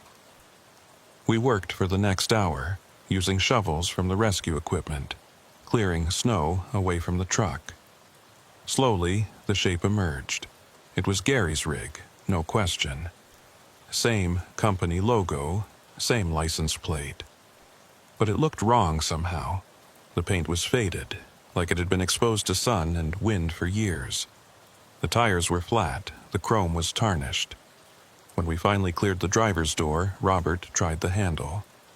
It was frozen solid. He took a pry bar from his pack and worked at it, and eventually, with a crack of ice, the door opened. The cab was empty. No Gary, no personal belongings, no logbook, just an empty, frozen interior that looked like it had been abandoned for a long time. "This doesn't make sense," Sergeant Doucette said, voicing what we were all thinking. "This truck was operational yesterday. How does it look like it's been sitting here for years?" Robert climbed up into the cab, looking around carefully. He checked the ignition, the glove box under the seats. "Keys are still here," he said, holding them up. "And look at this." He pulled something from between the seats, a piece of paper, frozen stiff. He brought it out into the light and we gathered around to see. It was a note, written in what looked like Gary's handwriting. The paper was yellowed, brittle with age. The note read, "I can see the lights, they're beautiful, I'm going to them. If you find this, don't follow. Turn back. There's something wrong with this place. Time doesn't work right. I've been here for days, but also only minutes. The buildings keep moving, getting closer. I can hear voices calling my name. I know I shouldn't go, but I can't stop myself. Tell my wife I loved her. Tell my kids I'm sorry. Don't follow the lights. Don't follow. Don't..." The note ended there, the last word trailing off into an illegible scrawl. I felt cold that had nothing to do with the temperature. He's been here for days, but we lost him less than 24 hours ago. According to him, it's been days, Robert said quietly. According to us, it's been less than a day. What if you're both right? That's impossible. A lot of what we're seeing is impossible. He looked around at the empty tundra, at the impossibly aged truck, at the note that shouldn't exist. Something happened here, something we don't understand. And Gary walked into it. "We need to find him," I said. "I agree, but not today." Robert had looked at the sky, checking the angle of the sun. "We've got maybe 3 hours of useful daylight left. This area is bigger than we can search on foot in that time. We need to organize a proper operation. Helicopter, if possible. More personnel, heat scanning equipment." We marked the location with GPS waypoints and flags, took photographs of everything, collected the note, and a few other pieces of evidence, and then covered the truck back up to protect it from further exposure. Then, we hiked back to our vehicles and returned to Tuktoyaktuk. The next 3 days were a blur of activity. A helicopter was brought in from Inuvik. Teams of searchers combed the area around where we'd found the truck. They found more pieces of cargo scattered across a kilometer of tundra, but no more signs of Gary. No footprints, no tracks, nothing. The investigation expanded. The RCMP brought in specialists, people who dealt with unusual disappearances. They interviewed me and Thomas repeatedly, going over every detail. They examined the chains that had held Gary's truck, looking for signs of failure or tampering. They found nothing. The chains had been intact when Thomas pulled them in. They'd simply been attached to nothing. On the 4th day, I was sitting in the hotel in Tuktoyaktuk when Thomas knocked on my door. He looked terrible, like he hadn't slept in days, which he probably hadn't. "They found something," he said. "Robert wants us to come to the search headquarters." We drove over to the community hall, which had been converted into the search operations center. Inside, Robert was standing at a table covered in maps and printouts, along with Sergeant Doucette and a man I hadn't met before, older, with gray hair and sharp eyes. "This is Dr. Peter Aaltonen," Robert said, introducing the stranger. "He's a specialist in unusual phenomena. He flew in from Edmonton yesterday." Dr. Aaltonen shook our hands. "I understand you've both had a very difficult experience," he said, his accent revealing Finnish origins. "I'd like to show you something, if you don't mind." He pulled out a tablet computer and brought up a map. "This is the area where Mr. Henson disappeared. And these," he tapped the screen, bringing up a series of markers. "These are other disappearances that have occurred in the same general region over the past 30 years. There were dozens of markers, dozens. Some of these are probably normal cases," Dr. Aaltonen continued. "People who got lost in storms, had accidents, made mistakes, but some of them are anomalous. People who vanished without trace despite immediate search efforts. People whose vehicles were found in impossible locations. People who..." He paused. "People who reported seeing lights before they disappeared." "Gary saw lights," I said. "He told me he was going toward them." "I know. I've read the transcript of your radio conversation, and I've read the note you found. Mr. Thorne, Mr. Brightwell, I need to ask you both something. When you were out there during that storm, did either of you see anything unusual? Lights, shapes, anything that didn't seem quite right?" Thomas and I looked at each other. I thought back to that drive, to the whiteout, to the feeling of disorientation I'd had several times. Had I seen anything? I wasn't sure. "I saw something," Thomas said quietly. "Right before Gary disappeared, I saw... It was in my mirror, just for a second. Lights, but not like truck lights. More like aurora lights. But low, on the ground, moving. I thought it was just a reflection or my eyes playing tricks. Where were these lights? Behind me. Where Gary's truck was, or where it should have been." Dr. Aaltonen nodded, like this confirmed something. "I've been studying these disappearances for years. There's a pattern. They always happen during storms, during periods of extreme cold, in areas where the magnetic field is unstable. And witnesses, when there are witnesses, often report lights. Not regular lights. Aurora-like phenomena, but behaving in ways the aurora doesn't normally behave." "What are they?" I asked. He spread his hands. "I don't know. Nobody knows. Some researchers think it's a natural phenomenon we don't understand yet, some kind of interaction between the magnetic field and atmospheric conditions. Others think..." He trailed off. "Think what?" Thomas pressed. Others think it's something else, something that exists in the spaces between normal reality, something that becomes accessible when conditions are right, when the boundaries are thin. I wanted to call it nonsense, wanted to dismiss it as superstition and pseudoscience, but I'd seen the evidence. I'd seen an intact truck chain attached to nothing. I'd seen a truck that had aged years in less than a day.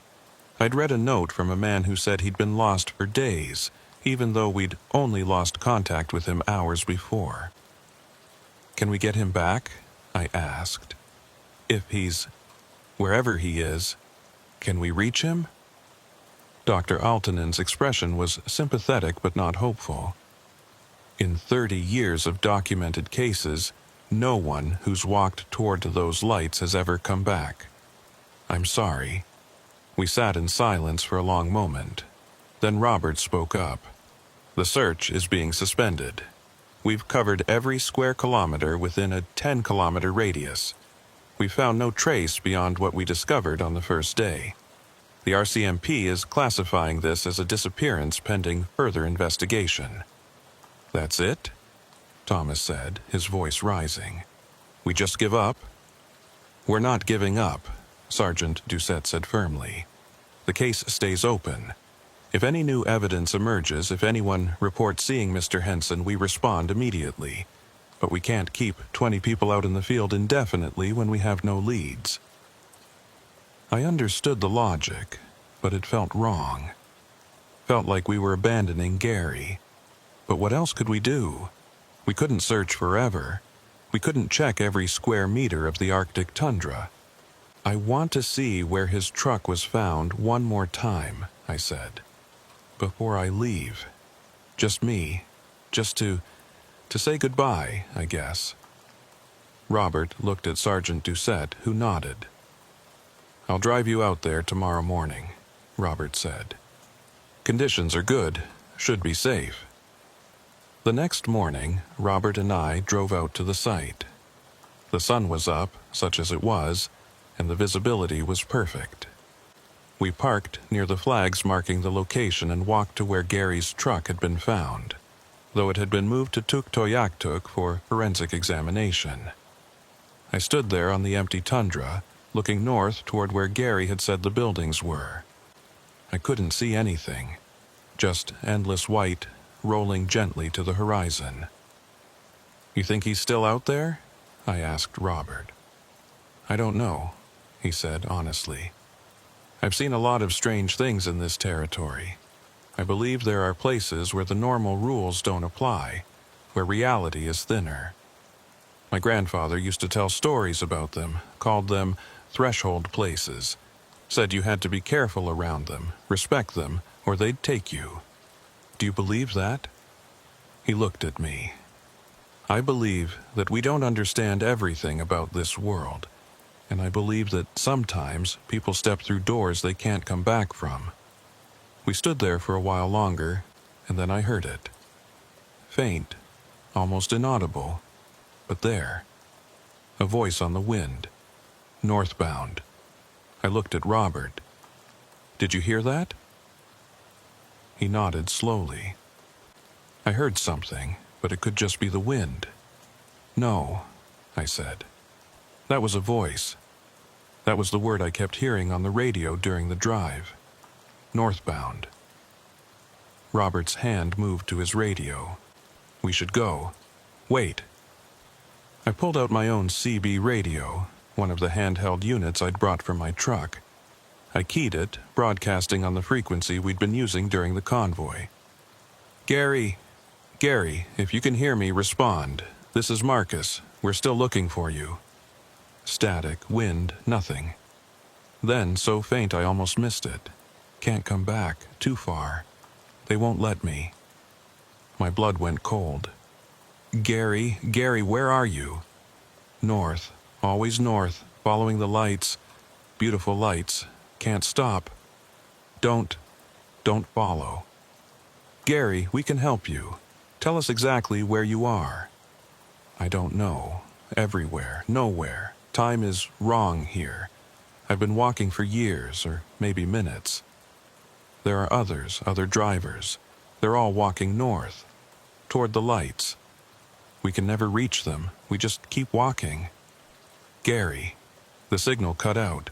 I tried calling again, over and over, but there was no response. Just the empty hiss of dead air. Robert put his hand on my shoulder. We need to leave, now. We got back in his truck and drove back to Tuktoyaktuk in silence. That night, I couldn't sleep. I kept thinking about Gary's voice, about what he'd said. Other drivers, all walking north. Never reaching the lights, trapped in some place where time didn't work right. The next morning, I loaded up my truck and prepared to leave. Thomas had left the day before, taking his cargo back to Inuvik, unable to stay any longer. I understood. This place was starting to feel wrong, tainted by what had happened. Before I left, I stopped by the RCMP station to say goodbye to Constable Matthews. "If you hear anything," I said, "anything at all, call me." "I will," he promised. "Drive safe, Marcus. And if you ever come through here again—" "I won't," I said. And I meant it. The drive back to Inuvik was uneventful. The weather held. The ice road was stable. It was like the territory was giving me a pass, letting me leave without incident. I should have been relieved. Instead, I just felt hollow. I delivered my cargo in Inuvik, filed my reports, and collected my pay. Then I drove to Gary's house. His wife answered the door. She'd already heard the official report, knew that he was missing, that the search had been suspended. But she looked at me with hope anyway, desperate for some piece of good news. I told her everything.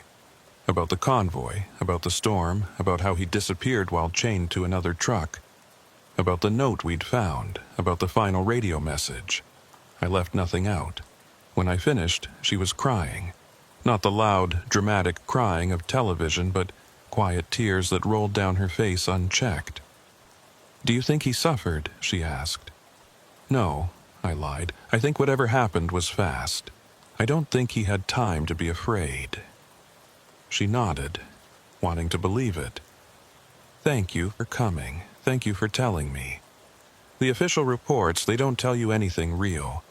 Just facts and dates. But you were there. You heard him. I'm sorry I couldn't save him.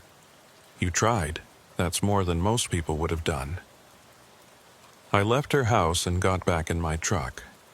I sat there for a long time, staring at nothing, before finally starting the engine and beginning the long drive south. 3 months passed. Spring arrived, though spring in the Arctic is barely distinguishable from winter. The temperatures climbed to the still frozen range, the days grew longer, and the snow began its slow retreat. I'd taken jobs in Alberta and British Columbia, staying far away from the north. I told myself it was about weather, about wanting easier routes. But I knew the truth. I was afraid of what I'd seen, of what had happened to Gary, of the voices on the radio that called out northbound like a summons. Then, one evening in early May, I got a call from Thomas. "Marcus, it's Thomas Brightwell from the convoy. Can we talk?" I pulled over at a rest stop and called him back. "Thomas, how are you?" "Not great," he admitted. "I need to tell you something. Something's been happening." "What kind of something?" "I've been seeing things, hearing things. On every run I do, especially if I'm driving at night or in bad weather. Lights in my mirrors that shouldn't be there. Voices on the radio calling my name. And last week..." He paused. "Last week, I saw Gary." My hand tightened on the phone. "You saw him? Where?" "I was driving outside of Yellowknife late at night. There was a figure on the side of the road, hitchhiking. I passed him, and then I looked in my mirror, and it was Gary. I'm certain it was him. Same face, same build, wearing the same parka he had on that day. I hit the brakes, got turned around, went back to where I'd seen him. But he was gone. Just empty road." "You're sure it was him?" As sure as I can be. Marcus, I think he's trying to reach us, trying to tell us something. Or something's using his image, I said, the words tasting bitter. Dr. Altonen warned about this, about how the phenomenon might try to lure people back. I know. But what if it really is him? What if he needs help? Thomas, Gary's gone. You heard the message. He said not to follow. We have to respect that. But, no. Listen to me. Whatever you're seeing, whatever you're hearing, you don't follow it. You don't investigate. You keep driving. You get to where you're going and you ignore it. Understood? He was quiet for a long moment. I don't know if I can do that. You have to. Because if you don't, you'll end up like Gary, and I can't lose another driver. We talked for a while longer, and I tried to convince him to take some time off, to see someone who could help him process what had happened. He said he'd think about it, but I could hear in his voice that he wasn't convinced. A week later, I got another call. This time, it was Robert Kavik. Marcus, we have a situation. Thomas Brightwell left Inuvik 2 days ago, heading south. He was supposed to check in at Norman Wells, but he never arrived. His GPS tracker shows him stopped on the Dempster Highway, about 60 kilometers south of Inuvik, and it hasn't moved in 18 hours. My stomach dropped. You think he went looking for Gary? I think he saw something, and I think he went after it. I'll come up. Give me 2 days, I'll be there. Marcus, you don't have to... Yes, I do. Thomas is young. He doesn't know what he's dealing with. I'm not losing another one. I loaded up my truck that night and started driving north.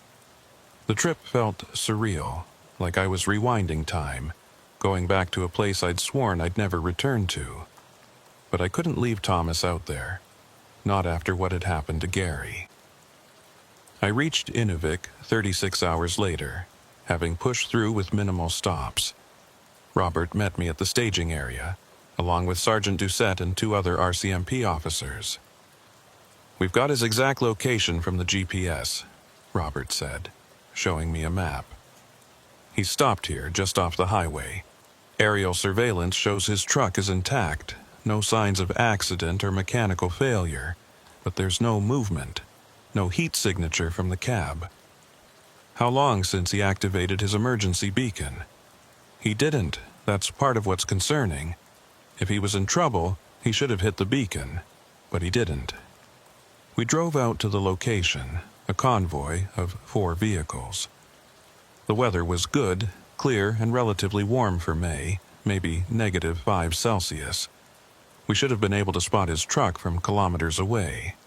But as we approached the coordinates, I didn't see anything. Are we sure this is right? I asked Robert, who was driving the lead vehicle. GPS says this is it. His tracker is pinging from right here. We stopped, got out, looked around. The highway was empty. No truck, no tracks. Nothing but tundra and gravel road stretching in both directions. This doesn't make sense, Sergeant Doucette said, checking her own GPS unit. His tracker is active, and it's showing him at these coordinates, but there's nothing here. One of the other officers, a younger guy named Constable Lemieux, walked out onto the tundra, scanning with a radio direction finder. I'm getting a signal, same frequency as his emergency locator. It's coming from... He adjusted the antenna. Below us?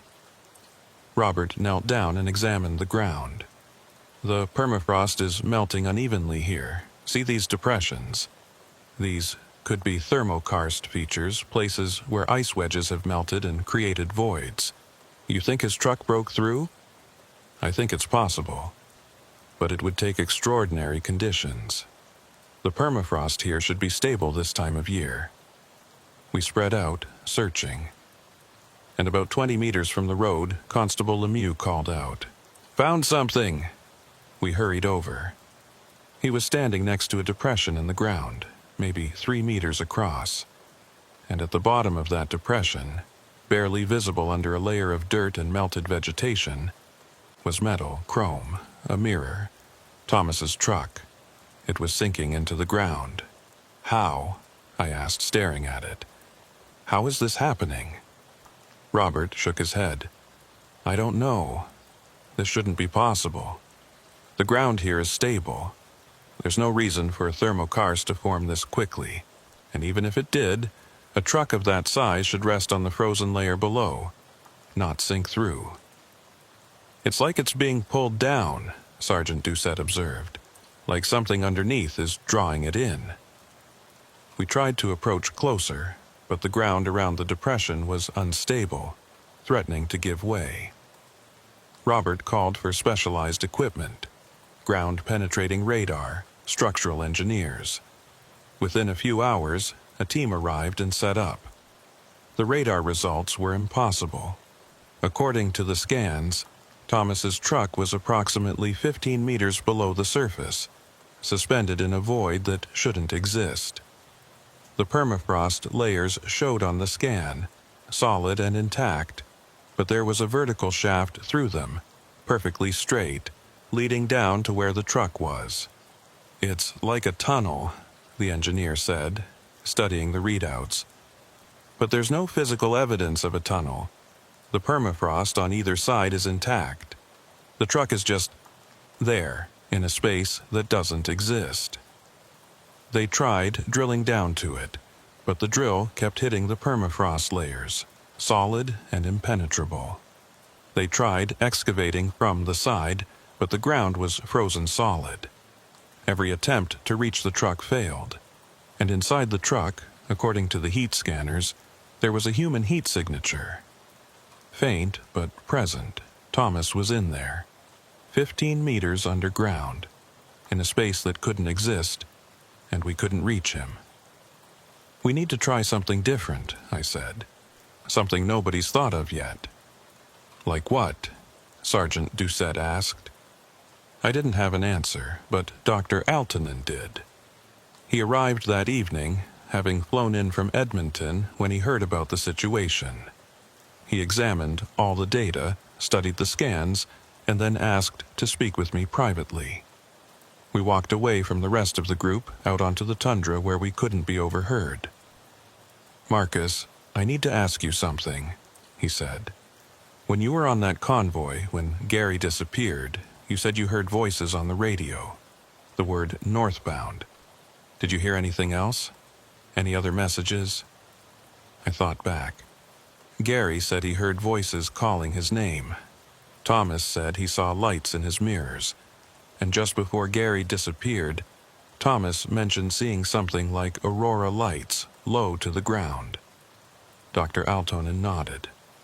And now Thomas is trapped underground, in a space that shouldn't exist. Marcus, I think this is connected. I think whatever took Gary is now taking Thomas. But in a different way, slower, maybe. Or maybe it's adapting, learning. What is it? I told you before, I don't know what it is, but I've developed a theory. There are places in the Arctic where the magnetic field is weak, unstable. And in those places, when conditions are right, the boundary between our reality and something else becomes permeable.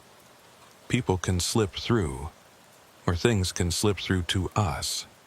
How do we stop it? I don't know if we can, but I think we might be able to reach Thomas if we're willing to take a risk. What kind of risk? He looked at me seriously. The kind where you might not come back. He explained his theory. The truck had been pulled into a threshold space, a place between realities. The only way to reach Thomas was to enter that space ourselves, and the only way to do that was to deliberately position ourselves in the same conditions that had caused the phenomenon to occur. You want me to drive out onto the ice roads during a storm? I asked. Create the conditions that led to Gary's disappearance? Not exactly. I want to be more controlled than that. We'll use the location where Gary vanished, where the phenomenon appears to be strongest. We'll monitor conditions carefully, and we'll have tether systems. ways to try to pull you back if something goes wrong. You're asking me to deliberately get caught by the same thing that took Gary.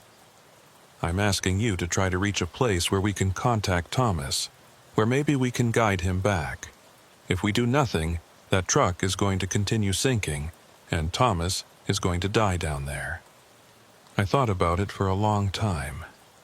Thought about Gary, lost somewhere in the white, walking toward lights he could never reach.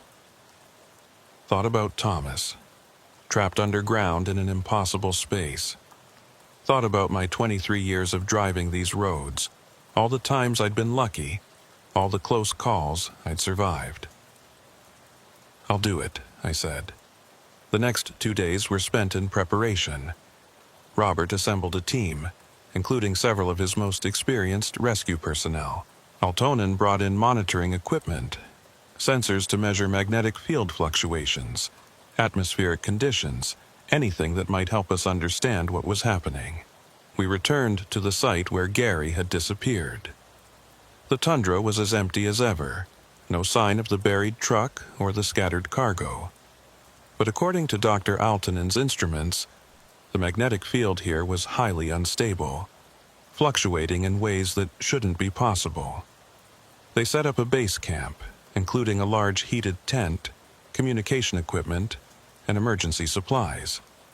Then they attached tether cables to my truck, heavy-duty lines that connected to winches on 2 support vehicles. The idea was that if I started to disappear the way Gary had, they could pull me back before I was completely gone.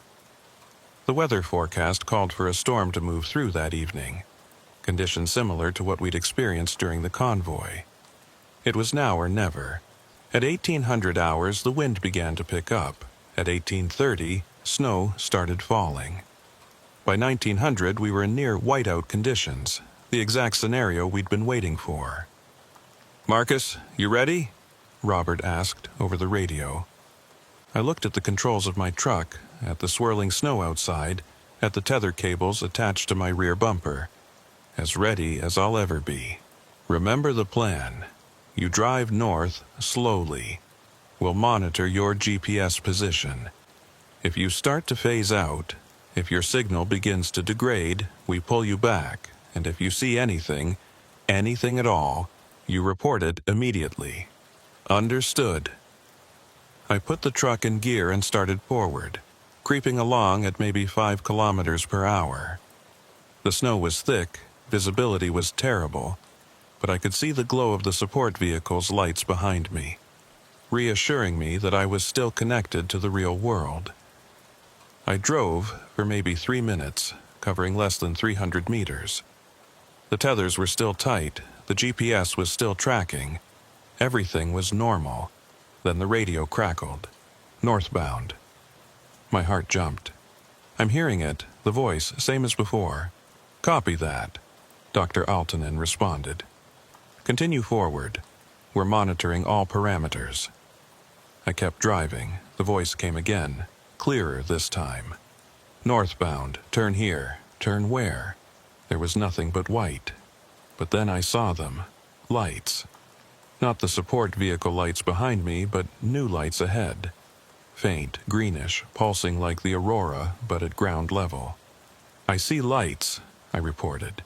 "Dead ahead, maybe 50 meters. They look like aurora lights, but they're on the ground." Gary saw similar lights, Robert said over the radio. "Do not approach them directly. Try to maintain distance." But the lights were moving toward me. Or maybe I was moving toward them. It was hard to tell. The boundary between motion and stillness seemed to blur. Then the temperature dropped. I watched my dashboard thermometer plunge from -15 to -40, then -60, then into readings that shouldn't be possible. -90, -100. "Temperature's dropping," I said, my breath fogging despite the heater running full blast. "Dropping fast." "Your GPS signal is degrading," Dr. Altonen reported. "You're starting to phase. We need to pull you back." "Not yet. I need to get closer to those lights. If there's a way to reach Thomas, it's through there." "Marcus, this is too dangerous. I'm going in." I drove toward the lights, and as I got closer, the world around me changed. The snow stopped falling. The wind stopped blowing. Everything became still, frozen in a moment that stretched like taffy. And then I was through. On the other side, the landscape was different. Still Arctic, still frozen, but wrong somehow. The colors were off, the shadows fell in directions that didn't match the sun's position, and the sky was a shade of purple-black I'd never seen before. "Can anyone hear me?" I said into the radio. Static, pure static. The tethers were still attached to my truck. I could see them trailing behind me, but when I looked back, they disappeared into a wall of white fog that marked the boundary I'd crossed. I drove forward slowly, scanning the strange landscape. And then I saw them. Figures, walking across the tundra. Dozens of them, maybe hundreds, all heading north. They moved in lockstep, not quite marching, but with a synchronization that was unnatural. I stopped the truck and grabbed my binoculars. Through them, I could make out details. They were people.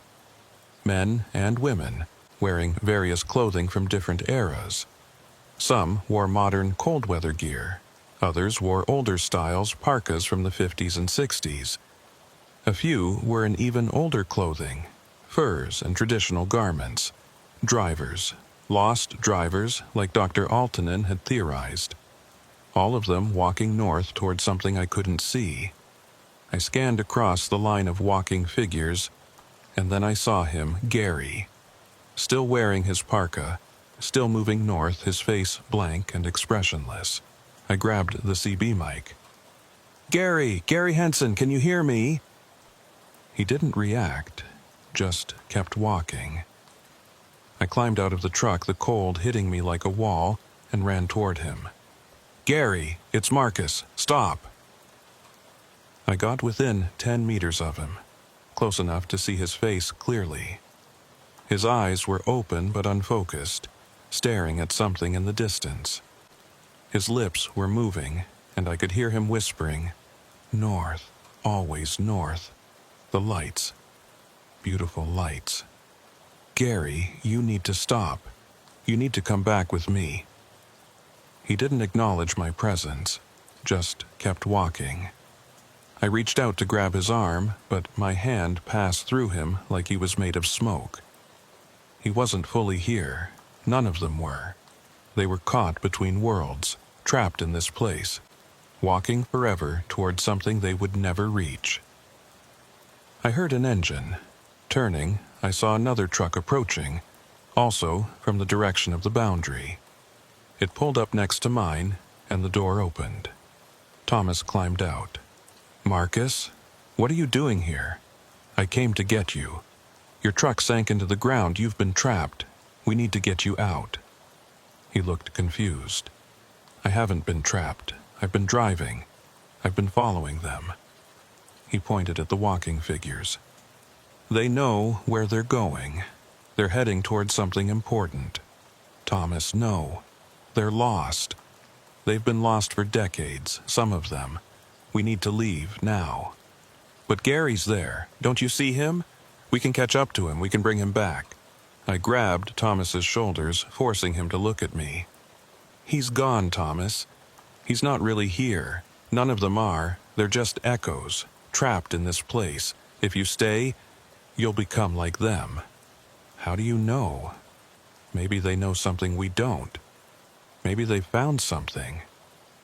I could see the confusion in his eyes, the pull of whatever force had brought him here. The phenomenon was working on him, trying to keep him. "Thomas, listen to me. Your truck is sinking 15 meters underground in the real world. If we don't leave now, you'll die. You'll be trapped here forever." He blinked, and for a moment clarity returned to his eyes. 15 meters? That's not possible. None of this is possible. But it's happening. Now come on. We need to get back to the boundary before it closes. I pulled him toward my truck, and he followed. though I could feel resistance, like he was walking against an invisible current. We climbed into the cab, and I threw it in reverse, backing up toward where I'd come from. The wall of white fog was still there, but it was smaller now, shrinking. We were running out of time. "Hold on," I said, and hit the gas. We plunged into the fog, and everything went white. I couldn't see, couldn't hear, couldn't tell which direction was up. The tether cables went taut, and I felt the truck being pulled, dragged backward through the boundary. Then, with a jarring thump, we were through. Back in the real world, in the storm, with the support vehicle's lights visible behind us. "We've got them!" I heard Robert shout over the radio. "Pulling them back!" The winches engaged, and my truck was dragged backward through the snow, away from the boundary. Thomas was sitting next to me, looking dazed and confused, like he'd just woken from a dream. We were pulled all the way back to the base camp, and the moment we were clear, the support crews swarmed the truck.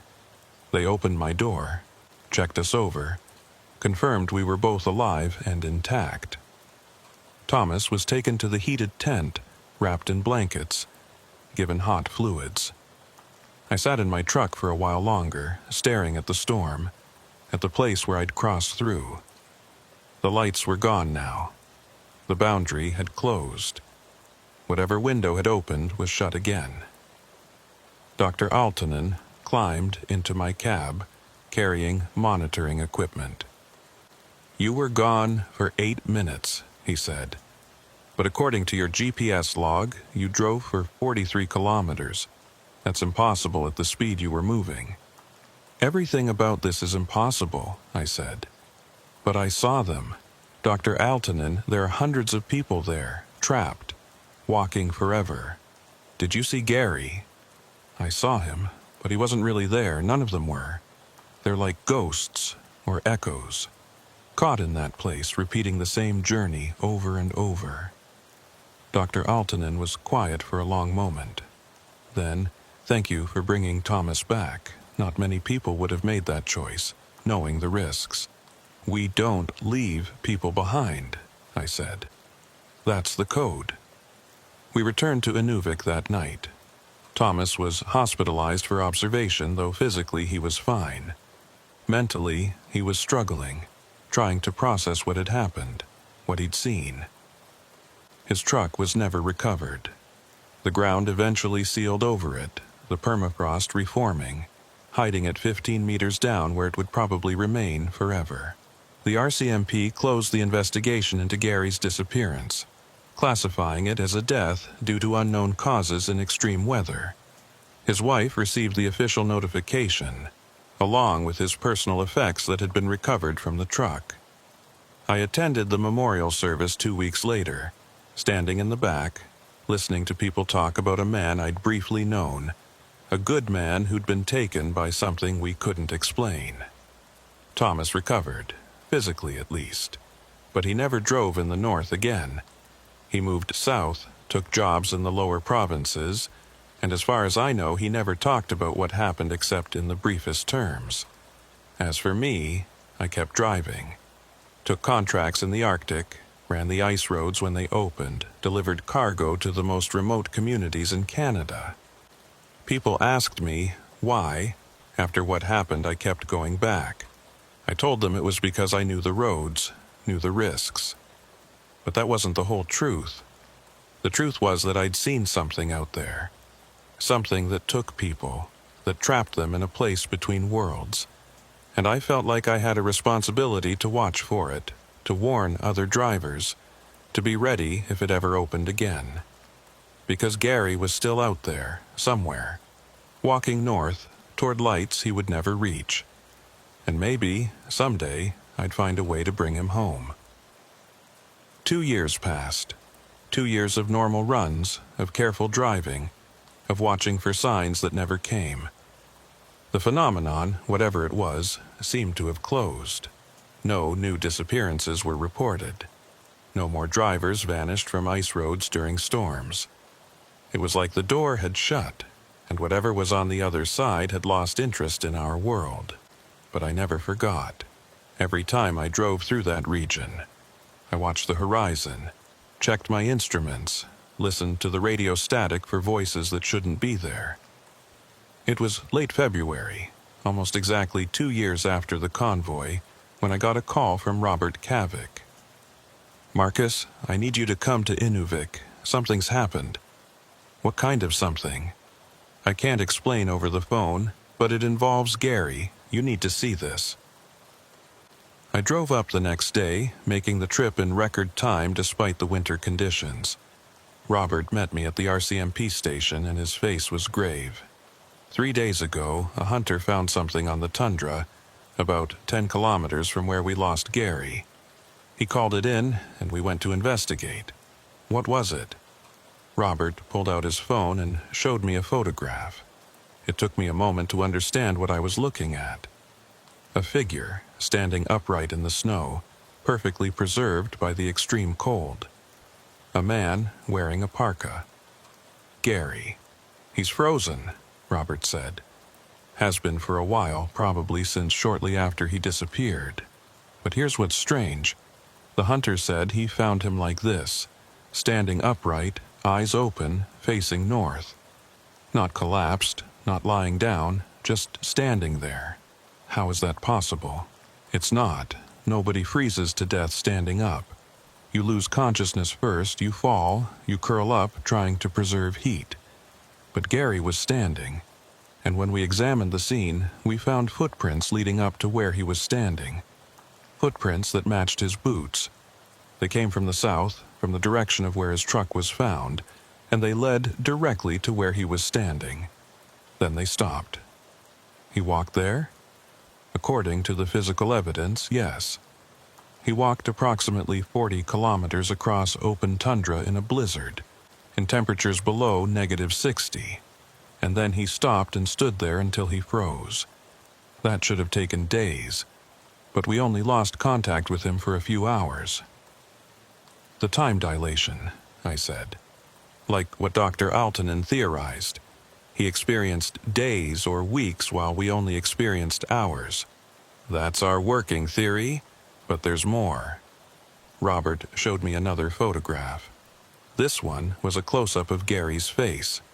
His eyes were open, staring ahead, and his expression was calm, almost peaceful. And written in frost across his face, formed by frozen condensation from his final breaths, were words. "Don't follow the lights." The same message from the note we'd found in his truck. The same warning he'd given over the radio. In his final moments, with the last of his strength, he'd tried to warn anyone who might find him. "We brought him back to Inuvik," Robert said. "Gave him a proper funeral. His wife was there, his kids. They finally got closure. But I thought you should know. Thank you," I said, "for calling me." We talked for a while longer, and then Robert said something that made me pause. We found something else, in his parka pocket. A CB radio, battery long dead. But before it died, it recorded audio. We were able to recover some of it. He pulled out a small digital recorder and hit play. What I heard chilled me more than anything else I'd experienced in all of this. It was Gary's voice, talking to himself, describing what he saw. The recording was fractured, pieces of audio separated by static and silence, but what came through was terrifying. "Walking for 3 days now, feet are numb, can't feel anything, but I have to keep going. The lights are ahead. They're calling me." Static. "Passed someone today, another driver. He looked familiar, but I couldn't place him. He didn't respond when I called out, just kept walking." Static. "I think I was wrong.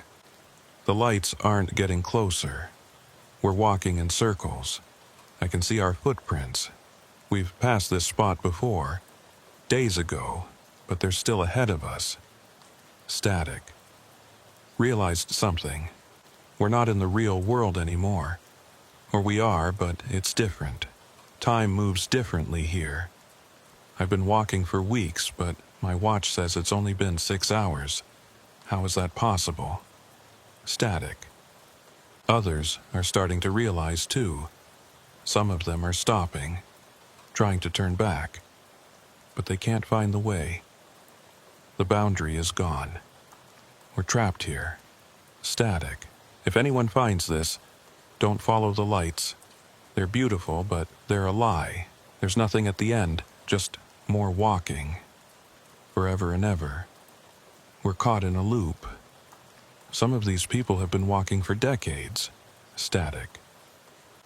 Going to try to get back. Going to walk south. Maybe if I can get far enough from the lights, I can find the boundary again. Tell Jennifer I love her.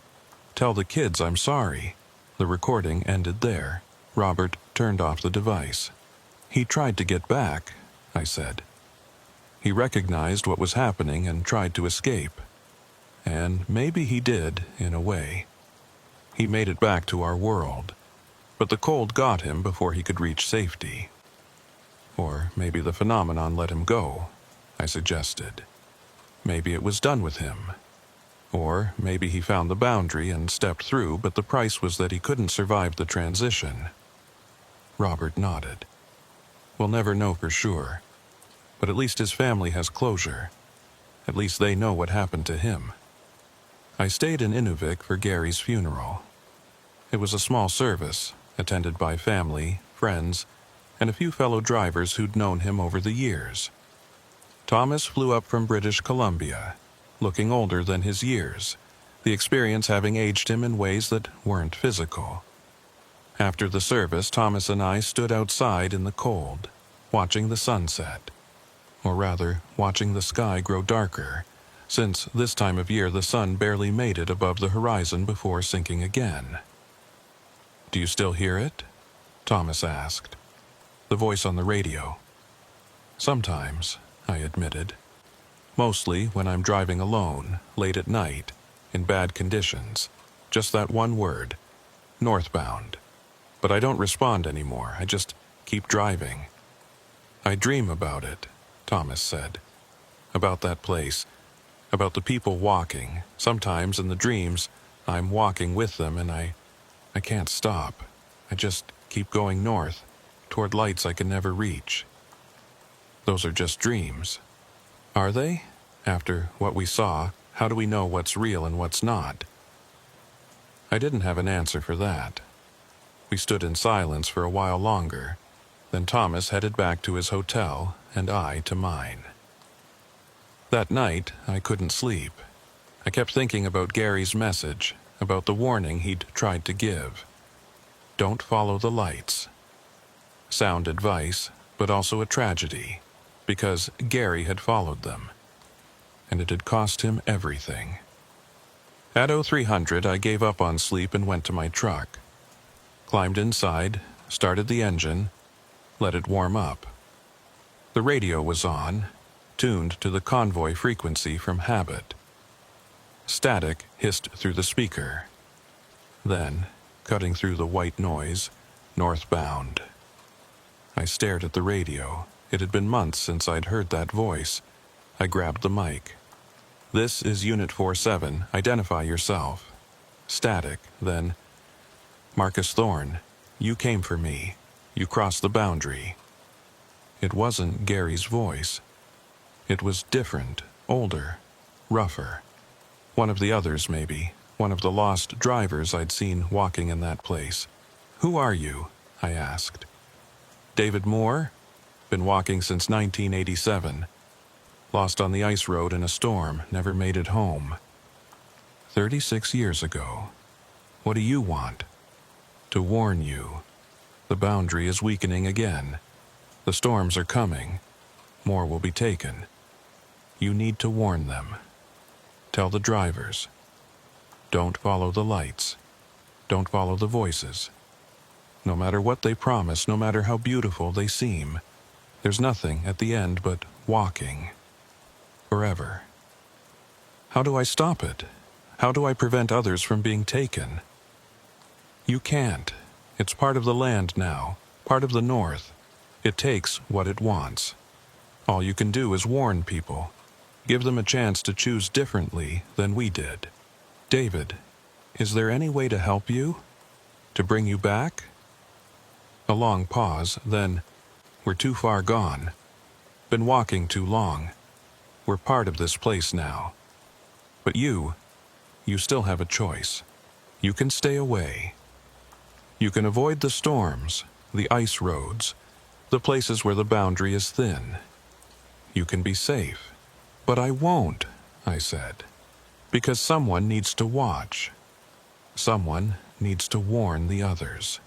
Then you're braver than I was, or more foolish. Hard to tell the difference sometimes.